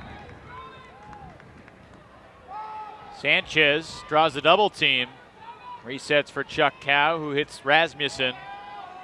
Fakes the throw to Sanchez. Takes advantage of the poach from Everhart with Cow. These San Jose cutters downfield, they really do a job of just keeping their energy throughout a long point. They never stop running. And the timing is so good. Every time someone catches, there's an under that's coming on right then, creating separation, open looks, and geez, they're all good. You see Ham, you see Rasmussen, you see Marcy, you see Higgins cutting, Sanchez. I mean, who's the weak cutter out there? Oh, and that one tipped out of the hands of Cal by KPS. A chance for Madison. Yesterday, Jordan Marcy completed 41 throws without a turnover. That's funny. The only thing I can remember about Marcy yesterday was that phantom travel. Yeah. I need to get my head out of that. Here's Frood. I wonder if that's all he remembers too. Sneaks it through. Everhart to Frood. Everything's so bunched up on one side of the field as Drew's full extension to sustain possession. Bodies tumble near the end zone. Frood and Higgins got tangled up. And a traveling violation was called on Brown. He's going to get a delay of game if he doesn't drop that disc. We got to take another look at that when we get a moment. Joy shoots it long. Yeah, meanwhile, nobody's playing D on Ham. A guy, if you're not sure where he is, you might want to look towards the end zone. Right, because he will be there ready to receive the disc. That was an unfortunate mental lapse on the part of the Radicals. Understandably, Kevin Brown was very confused by that travel call. We will have to take a look again to see exactly what happened. But the moment you let up, the Spiders are going to capitalize on opportunities like that. You saw how quick they were to react, send Ham streaking to the end zone. The Radicals were still kind of looking around trying to decide what happened. That call was not being reversed. They needed to play defense. No, it's the mental discipline that Tim DeBile credits their loss last year on mental discipline, a lack of focus, dropping their heads. That's exactly what happened. I don't care what happens on the field. The ref makes a bad call. You can't drop your head, and as a team, we need to stay positive moving forward. We're going to get it back. I got your back, buddy. Here we go. And meanwhile, Sean Ham's the only one looking deep. It's not okay, I mean, as a coach, that's the one thing you can't have happen. We might have execution problems. We might have certain errors that happen in the course of a game. We might have injuries, but we can't have mental lapses like that. That's a lack of discipline. Yeah, that is such a controllable variable. Well, you see the mental lapse continues. An unsportsmanlike conduct call gives San Jose a chance to pull 20 yards up. Madison begins to point from the back of the end zone, and laying out Andrew Brown stops the roller.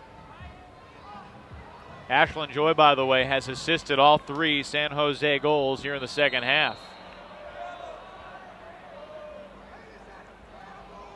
Official timeout. Colin Camp and Greg Cohen are trying to discuss it themselves. We don't do that at this level, fellas. Yeah, I'm not sure. It looked like maybe Greg Cohen accidentally banged knees as he was coming to a stop there. So no call. Nice cut from Annan.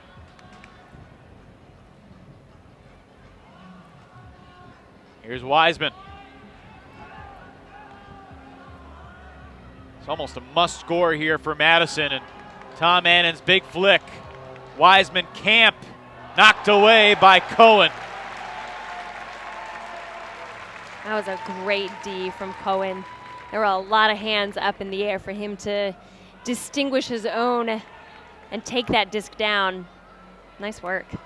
Yeah, and what a leaping catch by Coolidge to the end zone for Hart. Not so fast, says Thomas Coolidge. Coolidge so springy and explosive, and a great nose for the disc. Watch him come in here, rip that out of the skies, and hit his buddy Brian Hart for the goal. What a change of momentum.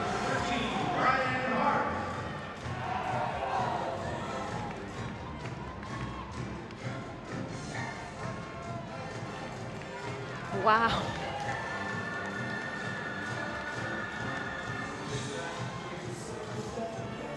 Not a great throw there by Cohen after he came up with a great D. He was looking for the foul. But yeah, you can't count on the refs bailing you out. That's one gamble of trying to draw the foul. If you throw and the whistle doesn't blow, buddy, you are all alone. You got to play. Coolidge definitely gets style points on that D, though. That was pretty. I could watch that 30 times in a row. 2.5 minutes to play in the third. Sean Hamm is in the end zone right now, folks. 50 yards behind Peter Graffi.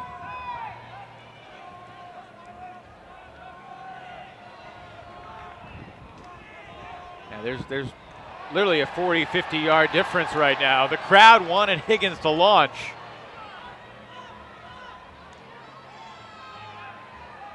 Now Hamm comes closer underneath the deep Graffi.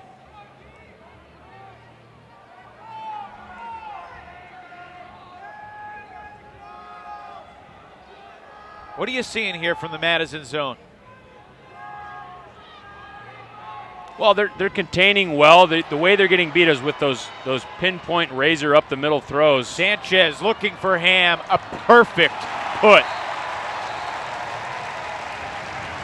Yeah, you know, in a zone is always giving something up. Absolutely, you're giving something up. So I think it does look like they're kind of giving the right things up, but San Jose is up to the task right now. They're able to hit that throw. Not an easy one. We heard from Tim DeBile that we would see a couple of different looks from Madison this weekend, and they really were hoping to be able to debut it in this championship game. I think they kind of opened up their zone a little bit. It wasn't just Weber and Wiseman. They sort of had the wing come in and play almost a third-person cup. But you pointed it out much earlier. Hamm was just camped out in the back of the end zone. I think Graffi thought with the distance that he had, he'd be able to close that separation, but reacted just a little too late. Was unable to take that score away from Sean Hamm. And that IO flick from Marcelo Sanchez is really precise. I mean, he threw another one of those up the gut of that zone earlier in the same point. I mean, it's just, if they're going to hit that shot, you tip your hat and move on to the next one. Smith marks Annan. Bullet for Camp. Shrywise. Coolidge. Up the line, contested. Tyler Grant lays out for the D. Brian Hart wanted a foul. It'll belong to the Spiders.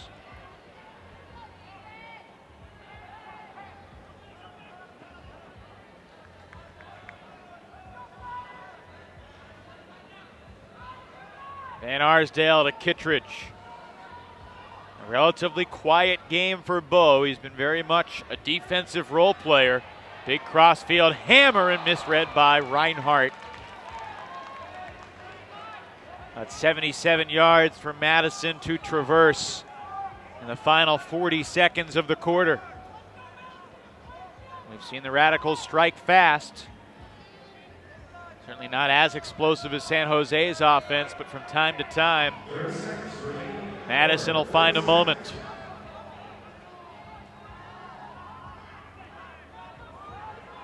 Imagine Tim DeBile would like to save his 2 timeouts if he can, but this is a huge score. Radicals will get the disc to start the fourth. Will they have a chance to get back within 2? Annan looking for Coolidge. He reads it perfectly. Coolidge for the score with 6 seconds on the clock. What a perfect read from Coolidge on that throw. He knew that he was not able to jump up over Crawford, so he snuck in behind him, understood that he would jump a little too early and it would be over his head, so he caught it as it was coming down. That was just so cool. I mean, this is a calculated shot. Anna knows the time's running down, but look at this last second adjustment. I mean, how many explosive motions can you pack into 2 seconds? I've never in my life done anything like that. And you could see for a split second he thought about jumping, thought better of it. So not only did he make that last-minute adjustment, that wasn't what he was intending to do. I want to go dancing with Coolidge. I just got a good feeling about it. I think it's going to be a fun night. Well, here we go. You can do pretty well dancing with a guy like Sanchez or Cohen or Higgins or Kittredge, too. Ashland Joy is a leader who will chuck this one deep. So much talent in the end zone, the final seconds of the third. And it's Cohen again. You gotta be kidding me. The kid rises up in title games for the Spiders. He owns the end of the quarter. I mean, he's the guy whose eyes light up. He finds the disc. Again, look at the left side of your screen. Everybody's out of position. Cohen's reading it all the way. He's waiting. He goes up first, makes the catch. Greg Cohen wants it more than you. He knew he had it all along. In his periphery, he could see everyone swarming in, but he refused to give up the optimal spot. And then it just comes down to he's fantastic at timing his jumps.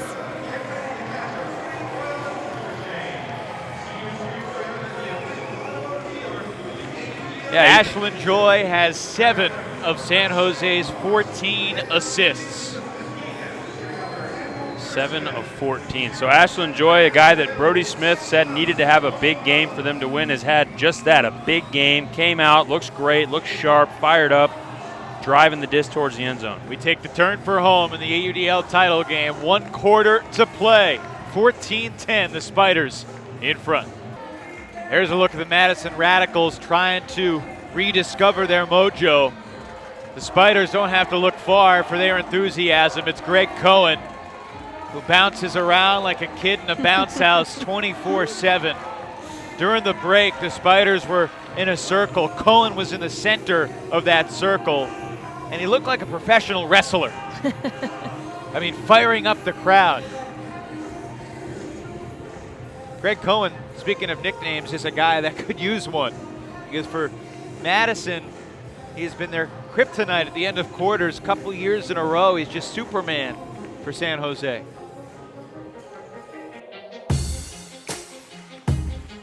Try-wise caught the score early. Madison, Drew's making a good layup, but the Radicals' offense has just been a little too shaky, and Ashland Joy is anything but.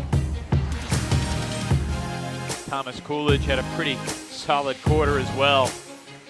That great catch, he had the other score on the deep shot from Annan that got Madison back within 3, but the end of quarter situations, guys, we heard Tim DeBile talk about them this morning. Yeah, it's something they usually really excel at. But San Jose putting their stamp on that third quarter, and they're going into the fourth quarter up 4.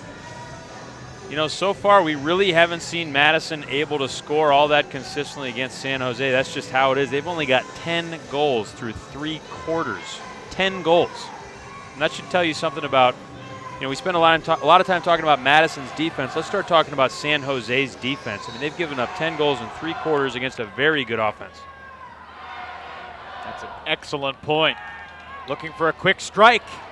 Cohen didn't get the D, but his presence forced the over pursue. Time now ticking away for the Radicals.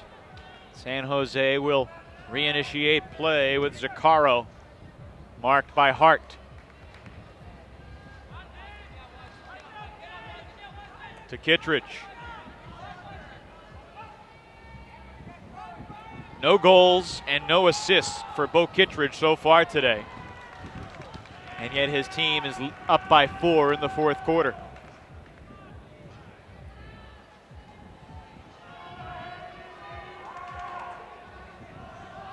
Andrew Brown lofts it up.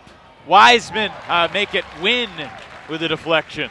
Man, 2 outside-in backhand hucks that just seem kind of uncharacteristic for this Madison team. I don't know if they really are in it to win it right now. They just look flat mentally. They're making very poor decisions. Those are not good throws.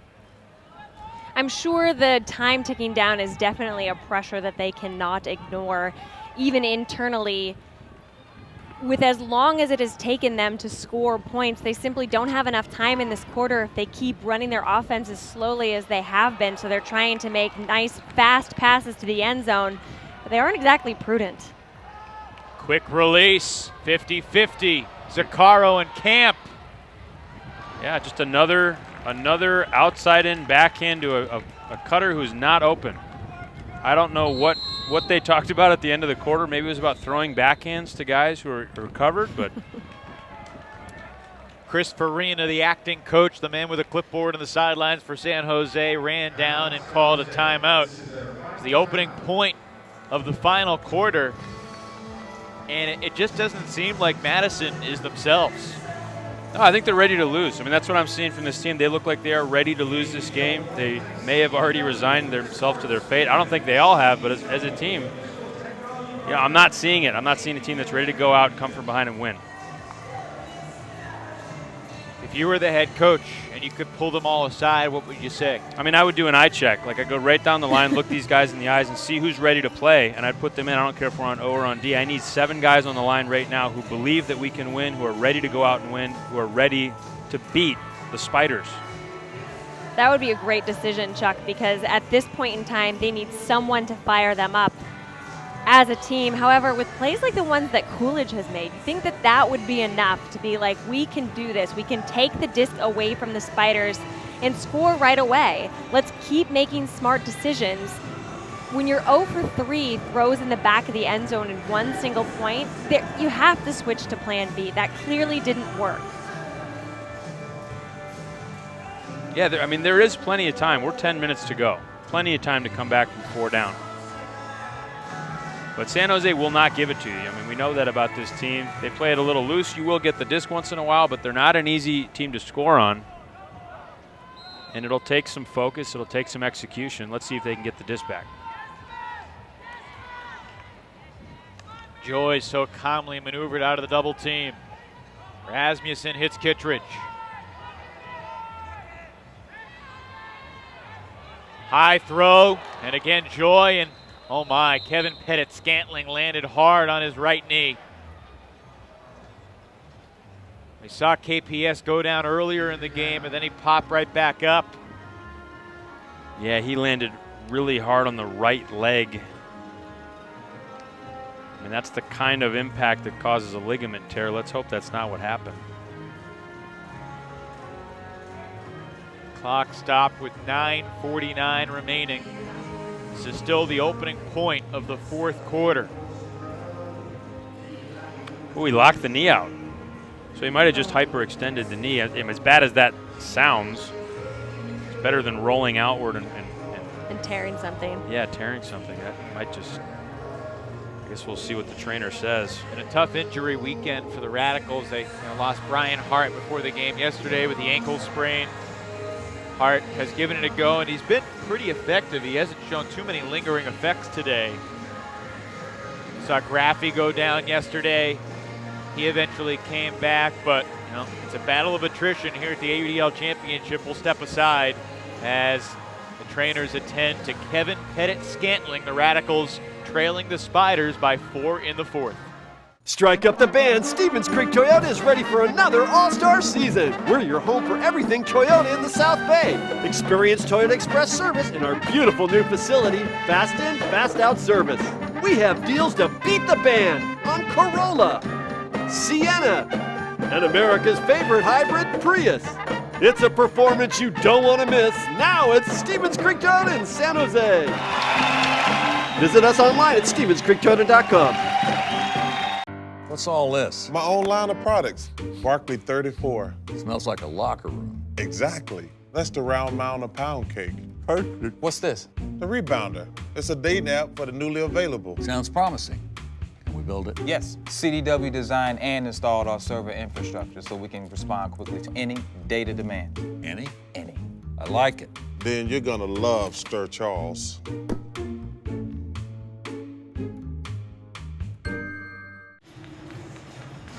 Well, great to see Kevin Pettit-Scantling after lying for a long time prone on the ground, walking off the field under his own power.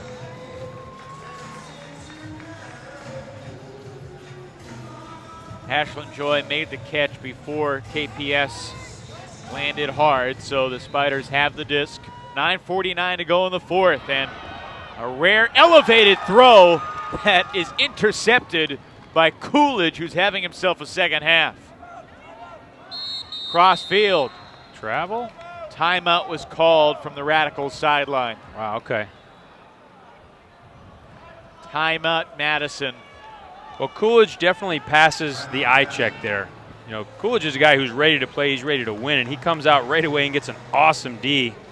Yeah, he is doing what he can to pump up his team. He is trying to lead from the front through his actions. Let's see if for the third time his amazing play is enough to elevate the Radicals. And look at Coolidge on the field right now. He is so fired up. Just continues to throw his body around unbelievable ways. Tim DeBile took a goal off the board with that timeout call. As it turned out, Madison O-line over the course of the season, in divisional play especially, has been uber reliable in his spots in the field. Yesterday, though, Tim was pretty displeased with the amount of red zone turnovers that Madison O had. Yeah, he's a perfectionist. You talk with him, and even after they win, you never see him with a big smile on his face patting himself on the back. Generally, he's always pretty squarely focused on where they can improve. And yesterday, that was an area where they didn't play their best.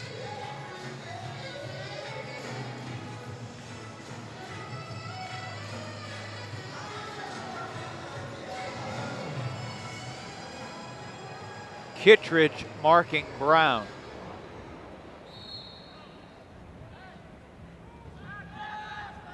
Great dump deep from Ashlyn. Absolutely, he really took Annan out of the equation there. He wasn't much of an option for Brown.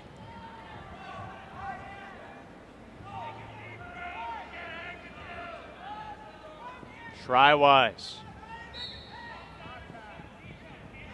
Contact on the defense. Try-wise will center. Try-wise needs to take over here. A little dump and go, and Try-wise has the score. Yeah, you know, Try-wise is maybe their best player. I know we said Brian Hart might be their best player. Try-wise is quite good, but he's a guy that's a little bit of a, you know, behind-the-scenes guy. Doesn't necessarily take over the game, but right now they really need him to take over the game. He can win pretty much any matchup they give him. He's got all the throws, great hands, great decision-making, can play with contact, plays well in the air. They need him right now, and he's showing up. Well, the problem about that point was it took a quarter of the quarter, and they were down by 4 at the start of the quarter. So an eighth of the game, no, a 16th of the game just went by. Well, if they're able to keep the Spiders from scoring, even if they keep taking a quarter of a quarter to score, then we'll be at a tie game by the end of this quarter. If they could just do this in a quarter of a quarter of a quarter, they're going to be in great shape. They'll be totally fine. Somebody call my accountant? You lost me, but the fraction fun was enjoyable for the moment. It adds up. It adds up. Just believe us. Contact on the mark. Joy will march off the 10 yards. What if we had a fraction clock, though? What if it just said 132nd, 164th? That would probably be more confusing. I think it would. Joy lets it fly. Rasmussen breaks away, and the layout. And Rasmussen, I'm telling you, you beat him in the air once, he does not forget it. He wants to get that D back 100 times if he can. And he takes Kevin Brown, the young man, takes him deep, shows him what it means to be a veteran. He is just so fast. You can really put a disc out there, out to space, and he'll run it down. Yeah, he gets overshadowed a lot by his roommate, Bo. And some of these other flashier, more stylish, whatever players. But Cassidy Rasmussen, you do not want to tangle with this guy. He's got all the tools. He's very competitive. And he goes out and wins games. Nice wide angle lens of the Avaya Stadium perspective. What was the time difference, Evan, between the Radicals score and the Spiders score? 32 seconds. That really messes with our equation, Chuck. My fractions aren't that strong. Here's Schreiwise. Lofts it across the field. Up in the air goes Wiseman. For the second time, the Schrei-Wiseman connection. And the big guy pulls it down. Wasn't quite sure who actually grabbed that at first. It was just a tangle of Spiders and Radicals. It was just a hand-holding party in the end zone for Madison. They all go up, hey, how are you? Nice to meet you. Dave Wiseman here.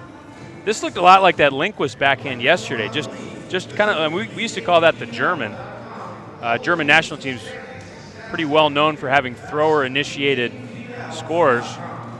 Wow, Wiseman was not the person with the best position on that disc. He just reached up over everyone else to make that score. Yeah, his ape index is pretty good. I think his arms are about as long as his entire body. And guys, that score only took 24 seconds. Well, let's see if this is the start of a comeback. KPS is on the field. And he'll mark Ashland Joy again. The joys of youth. All you need is a little bit of water in 8 minutes. About 2 minutes of game time. It's Marcy with Joy, Cow, Rasmussen, Higgins, Ham, and Sanchez, and a travel was called on Marcy. The second in as many days on Jordan Marcy.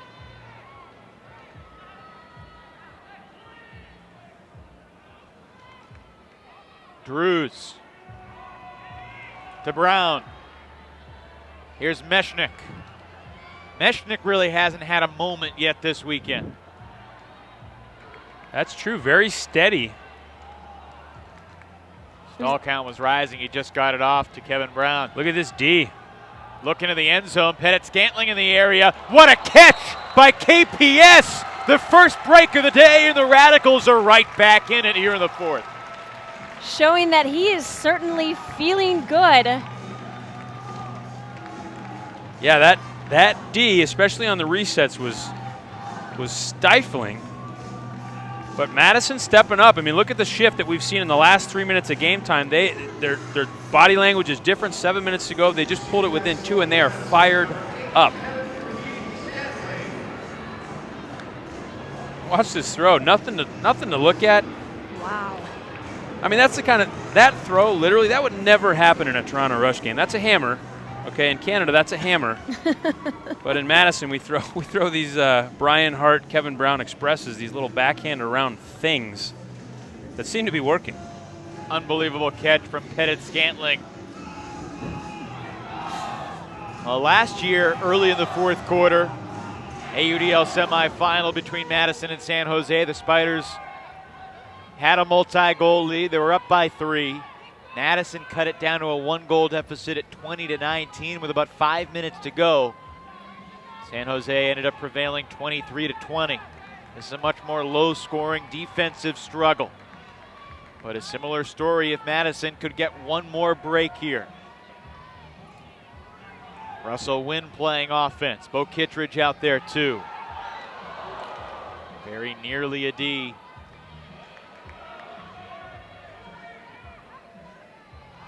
Higgins, good eyes, good vision finding Sanchez. Low release flick and too much on it. He had a lane, but Sanchez, a rare miscalculation. The Radicals have opened the door again.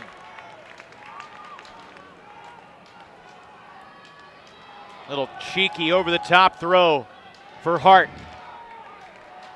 Coolidge. Yeah, the Radicals have really opened up offensively to Graffy give themselves. with a launch. 4 bodies in the area. Tipped and caught in the end zone.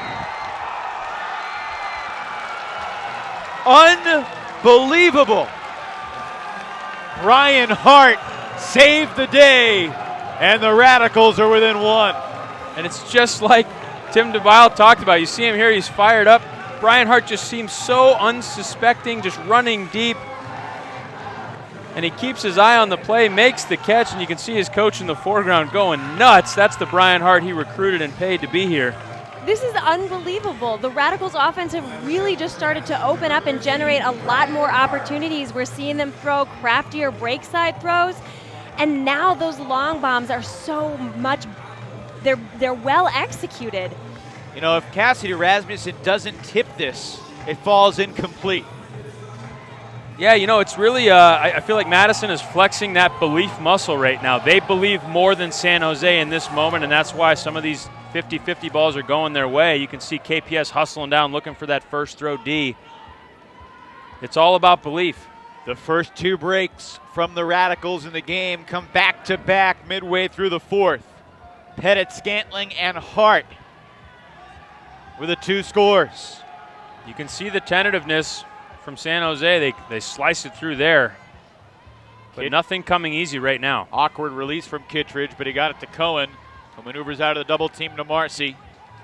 Here's Higgins to Kittredge.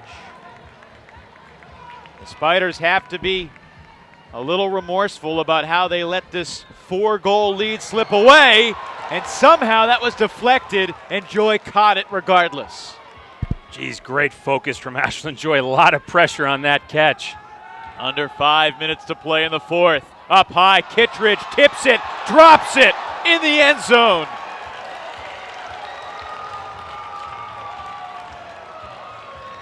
And you can see it, can't you, watching this game? You can just see the tide turning. You can see Madison coming on strong. And the Spiders being unnerved by the Radical energy. High throw from Drews, and it's intercepted. DeBio was thinking about taking a timeout. He let that first throw go. Kittredge shoots it. Cohen got the feed in for the score. And who else? The San Jose Spiders hero, Greg Cohen, right when you need him. Not only does he make the catch, he keeps his toes in, gets the little toe tap behind him. This guy's incredible. What a sequence there. And the Spiders back up by 2 with 4:13 to play. There was a deflection, and Joy somehow retained possession. Kittredge thought he had the score, but Drew's backhand just popped up. Yeah, just a very lazy throw from Drews there. Sometimes the legs are getting tired. You don't get low enough, and you bounce it up there. And watch this last-second play. Man, that is gutsy to bother with the toe tap when you got a guy bidding right in front of you. If I'm coaching, I'm saying, hey, next time, why don't you just run through the disc?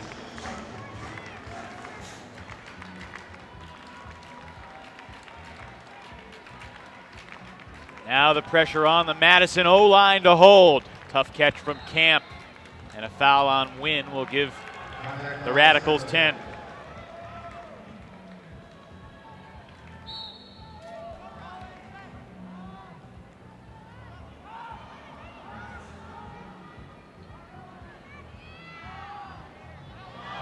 A drop from Dave Wiseman.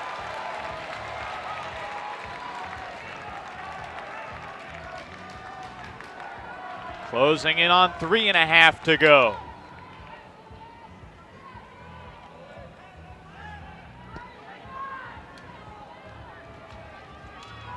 Big swing from Zaccaro to Peterson.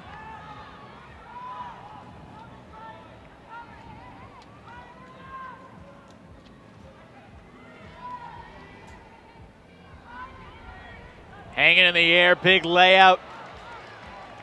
Looked impressive, not fruitful. The Spiders have worked it to the red zone. Trying to regain a 3-goal lead. Zaccaro for Greg Cohen. He has been San Jose's closer 2 years in a row. And what a gutsy point from San Jose. Lots of pressure, lots of things moving around. Dave Wiseman boots up a catch there. And San Jose does what they need to do. You can see an uncharacteristic drop there from Wiseman. Very poor timing for him. And San Jose able to work. Look at this tough break from Peterson here. Gets low, slices it through the defense to get it around, and then the continue pass to Greg Cohen for the goal. That's a big one. Maybe Clutch Cohen for a nickname if he doesn't have one already, because that is certainly a good way to describe him in this particular game. Maybe not even this particular game, in games in general. Yeah, this season, his ultimate career. He has a knack for making huge plays. Now time a factor for Madison. A 3-goal deficit with 2:50 to play.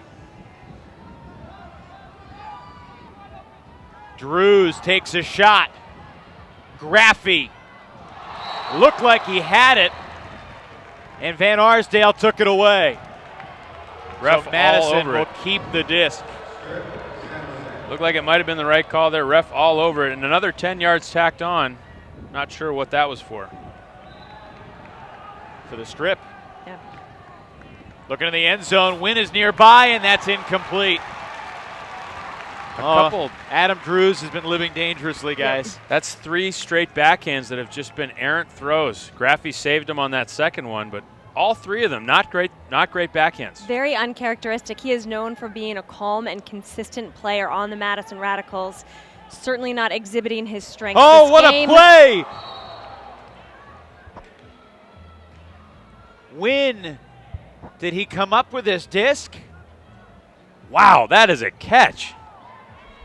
So close to a Callahan from Mechanix. I beg your pardon, Graffy. I don't know how Wynn caught this. Graffy looked like he was all the way in front of him. They called a foul, a strip on Graffy. That's an awesome catch from Russ Wynn. Right now, San Jose is about a dozen completions from winning this thing. Justin Norden sneaks the backhand through to Wynn.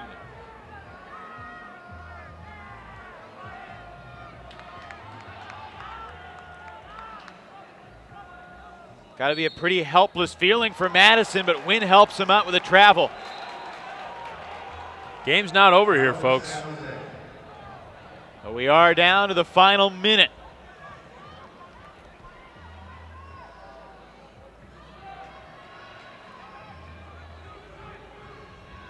Frood looks to the end zone. It's caught by Mechanix.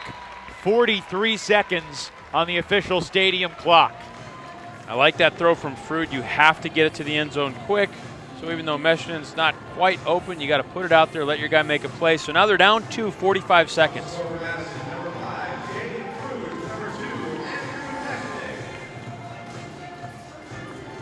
Mechanix's first score of the game.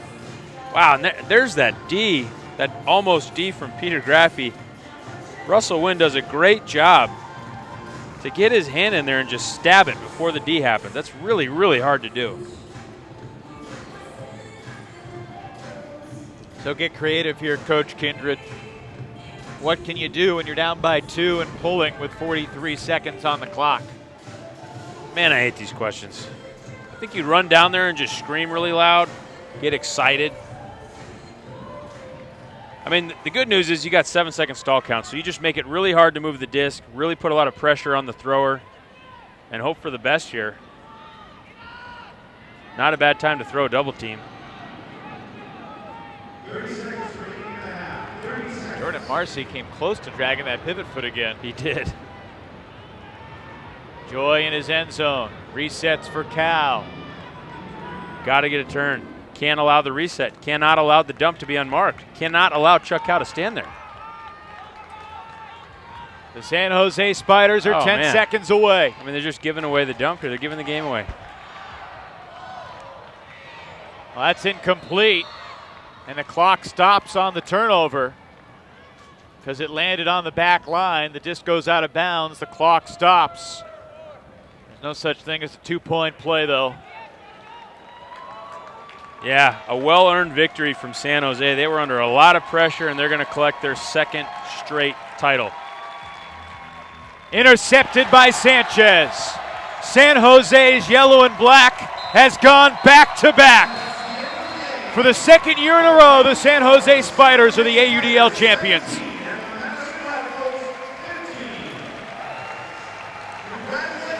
Greg Cohen, number 18 on your screen here. A big part of the reason why this guy is just showtime. He's prime time. He's the guy you want on the field when it's all on the line. He comes up huge for the Spiders. 17-15. One goal closer than the meeting between the Spiders and the Radicals last year.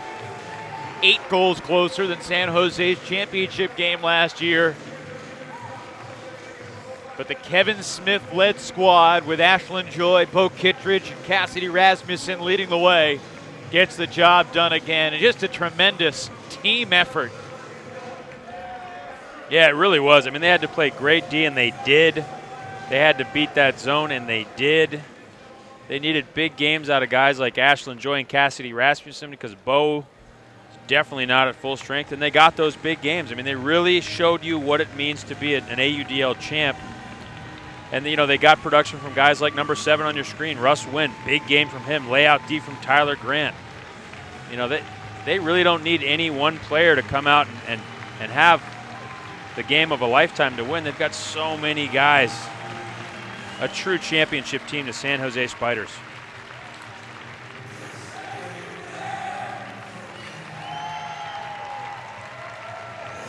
Madison Radicals are right now applauding their fans who have made the trip. And they're very appreciative. The head coach, Tim DeBile, will fight to see another day. And he'll take a breath. He told us before the game that he watched last year's semifinal loss probably about 10 times in the week after the game. I mean, it is a loss that has haunted Madison. And the Radicals, despite an incredible fourth quarter comeback led by Thomas Coolidge, and Kevin Pettit-Scantling, and Brian Hart, they could not overcome the wide 4-goal deficit. It was 14-10, Chuck, at the end of 3 quarters. Madison finally scored the first goal in the fourth, 3 minutes in to make it 14-11. It was 15-11, and then Madison scored 3 in a row to make it 15-14. They got the disc back on the turnover. You could see DeBile running down the line, thinking about calling a timeout. He let Adam Drews take the first throw. It popped up in the air. Kittredge intercepted. The Spiders quickly scored, and Madison took care of business from there. Let's go down to the field. Megan Tormey with the commissioner of the AUDL, Steve Gordon, and the champion, San Jose Spiders. Thanks so much, Evan. I'm joined by Commissioner Steve Gordon, who is going to bestow upon the champions the trophy for the 2015 AUDL season. Steve. Thanks, Migos. Folks, wow. Look at this. You guys have fun? Great weekend for Ultimate. Great venue to play it in. Thanks so much for coming out to join us for this. It makes it all worthwhile. Thank you so much. I want to thank a few people. First of all, the Raleigh Flyers, Toronto Rush, 2 teams that had tough days yesterday but had great seasons. And if you would, give them a hand.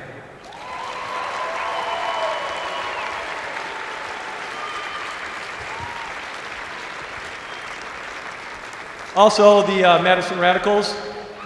You guys saw today what kind of team they are.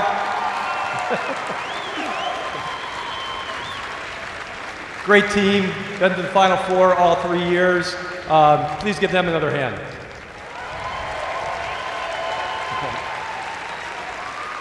That leaves us with one team, San Jose Spiders.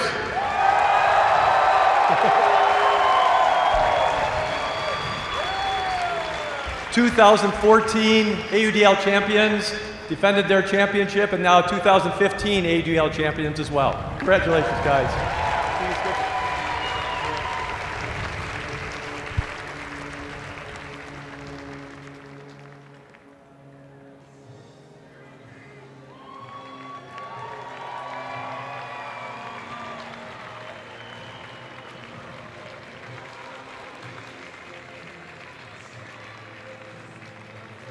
So for the second straight year, the San Jose Spiders are the AUDL champions. And it's got to be extra sweet to win it in your hometown. Yeah, really an awesome crew. great team, great fan support, people coming from all over the Bay Area to cheer this team on, and they're a lot of fun, aren't they? Play the game the right way, with passion, with defensive intensity. Folks, I'd like to say one more thing. As you guys know, as part of the event this weekend, we had the Spirit Challenge. We had a lot of people that did a lot of great things for charity this weekend. Many that participated, others that contributed. We want to thank everybody that came out and helped in that effort. We've raised, I believe, I don't know if it's up, but we raised a little over $730,000 so far. The challenge is still going to be open for the balance of the week, so if you're so inclined, we'd certainly appreciate any more contributions that you're willing to make. So with that said, thank you to all the participants that were in that. One final thing, we're going to have Andrew Zill come in and say a quick word, owner of the San Jose Spiders. Hey, so today I'd really like to thank all the people involved with the team, all the staff, all the players. These guys put it all out for you. And most of all, I'd like to thank all of you, our fans. You don't win 2 championships in a row without amazing support. You make this possible. You make us work hard. You make the players work hard. You make everybody involved work hard and make everything worth it to have your support. So we really appreciate it. We really love you. All of our players, we know you're up there. We hear you, and it makes every game great. Thank you very much.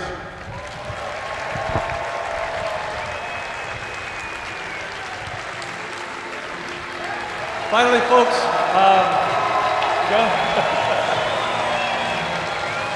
I want to congratulate Andy Zill and his wife Julia. They're the ones that make this team possible and done a great job, so thank you to you guys for what you've done, and congratulations. With that, one last time, the 2015 ABL champion, San Jose Spiders. Thanks, Steve. And now let's go ahead and talk with some of the individuals who helped lead this team to glory. I'd like to talk to Kevin Dollar-Smith, who is the player coach of this team. Congratulations. How are you feeling right now? It's great. In one word, great. It's been a long road. We've faced a lot of injuries this year. Just to kind of persevere and get through it is really, I can exhale finally. Was there ever any doubt in your mind that you guys would be able to come back to Avaya Stadium and walk away with the trophy again? Of course. As confident we want to be here, as a coach, I don't necessarily have that right. I got to think about the X's and O's and what they can do to us, and I know Madison's a hell of a team. Thank you guys for the great game. Great comeback. That was well played. Tim, shout out to you. Well done. But yeah, of course, I was nervous. I hope these guys are confident. During the second half, when the Radicals started to come back, was there anything you were telling your team on the sideline? Just heads up. Don't play like we've already won. There's still 3 points to go. Yeah, just play with confidence. All right, well, congratulations on another fantastic win. I'm sure we'll see you next year. Thank you. And now if I can have Ashlyn Joy come join me. Sorry to make you get up. Ashlyn, there was a lot of discussion before this game about whether or not you guys would be able to counter the Madison Radical defense again. What did you see that was different looking down the field as an offensive handler? They got a really tough cup. They're big guys, and they're really aggressive on the arounds, and they try and contain the disc. And we had a hard time getting up the field, and we had to keep bumping the disc to the sideline, and that's when they trap us. And they definitely had a lot of tough looks, and they got some good Ds. So,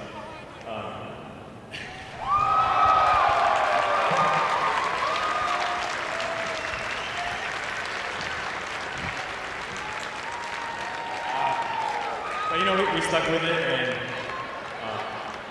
our defense got us some breaks to keep us in the game, and we got wet. I know, the next time warn me, guys. So I'm glad we pulled it out, but they're definitely a really good team. Congrats, you guys. Great season. You had some amazing effort from players we don't often chat about. What did it mean to you to have players like Sean Hamm and Brett Peterson make some game-saving changes both yesterday and today? You know, we've seen it all season, and, you know, they might not be the names that get talked about a lot, but they make plays when they need to, and, you know, we have confidence in them, and they definitely pull through for us. All right, well, congratulations on the win. Lastly, we should definitely chat with number 18, Greg Cohen, who had highlight play after highlight play. Greg, how do you do it, especially with just 1 to 2 seconds left on the clock? That seems to be all it takes for you to get in the end zone and make an amazing grab. What are you thinking during those times? You know, I just happen to be in the right place at the right time. Thanks, guys. You know, I just, again, just right place, right time, and I got to catch it. That's about it. I'm not really thinking anything else. I feel like you always have a very elevated level of energy. When you make a play like you do at the end of a quarter, what exactly is going through your mind? It's kind of blank, you know, it's just, you know, I'm just so excited, just like all my interviews that I do. It's just, you know, it's just a fun time, and I really do it for, you know, like we have the great San Jose fans, and I got to make a play for my teammates. 8 legs, 1 heart. There we go. And yeah, it's exciting. That's about it. Well, congratulations, Spiders, on making it to the championship weekend again and walking away with the trophy. I think that deserves one more final round of applause. And with that, I'll send it back to the booth. Back to you, Evan. Megan, thank you so much. Nice job down there. Pretty cool scene with the second celebration in as many years for the San Jose Spiders, as Andrew Zill's team, founded here in the Silicon Valley, gets the job done. This was a very different season, Chuck, for San Jose. Just for starters, the Western Division was a bear. There was not a bad team in the division. Everything was difficult all season long, but they finished in first place, won a huge game at home over Seattle by scoring 35 goals on June 20th.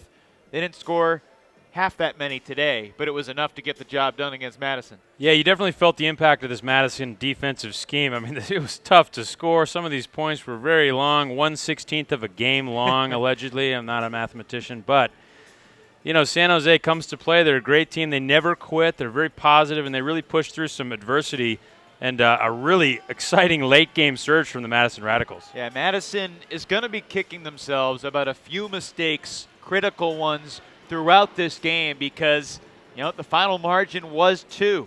They'll look back to those little things in the first half and think if just one of these 2 things that could have gone differently, could have been a very different result, huh? It could, and, you know, and there was that moment in the fourth quarter where it just looked like, from my perspective, it looked like Madison was starting to quit. They just had a couple loose throws. They didn't look too fired up.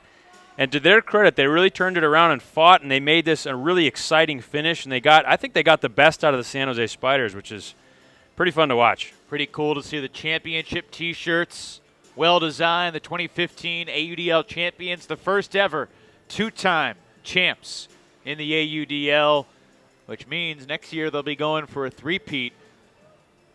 Who knows what the league will look like in April of 2016.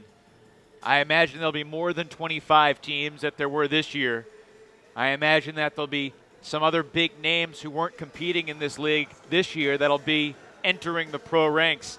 Certainly doesn't get any easier in 2016 for the Spiders as they begin a certain daunting quest. Yeah, this Western Division is so tough. I mean, these guys were pretty much the favorites from day one, according to other people, not me, but, you know, pretty much favorites from day one. And, you know, they went, what did they go in the regular season? 10-4, I think, right? Yep. I mean, just a tough division. These guys should be winning every regular season game, theoretically, I suppose, but there's no easy games anymore. Last year there were some easy games in the Western Division to be had. There really aren't anymore at all. And you can see some of the Radicals players had such a good year, fought so hard. Coolidge and Brown, big games from them. These are young up-and-coming studs who we're going to be watching for years to come, but not quite enough to tangle with this Bay Area juggernaut, the San Jose Spiders. Champions in 2014 in Toronto, and they win it again in their hometown here at Avaya Stadium, one of the great spectacles the sport of Ultimate has ever seen.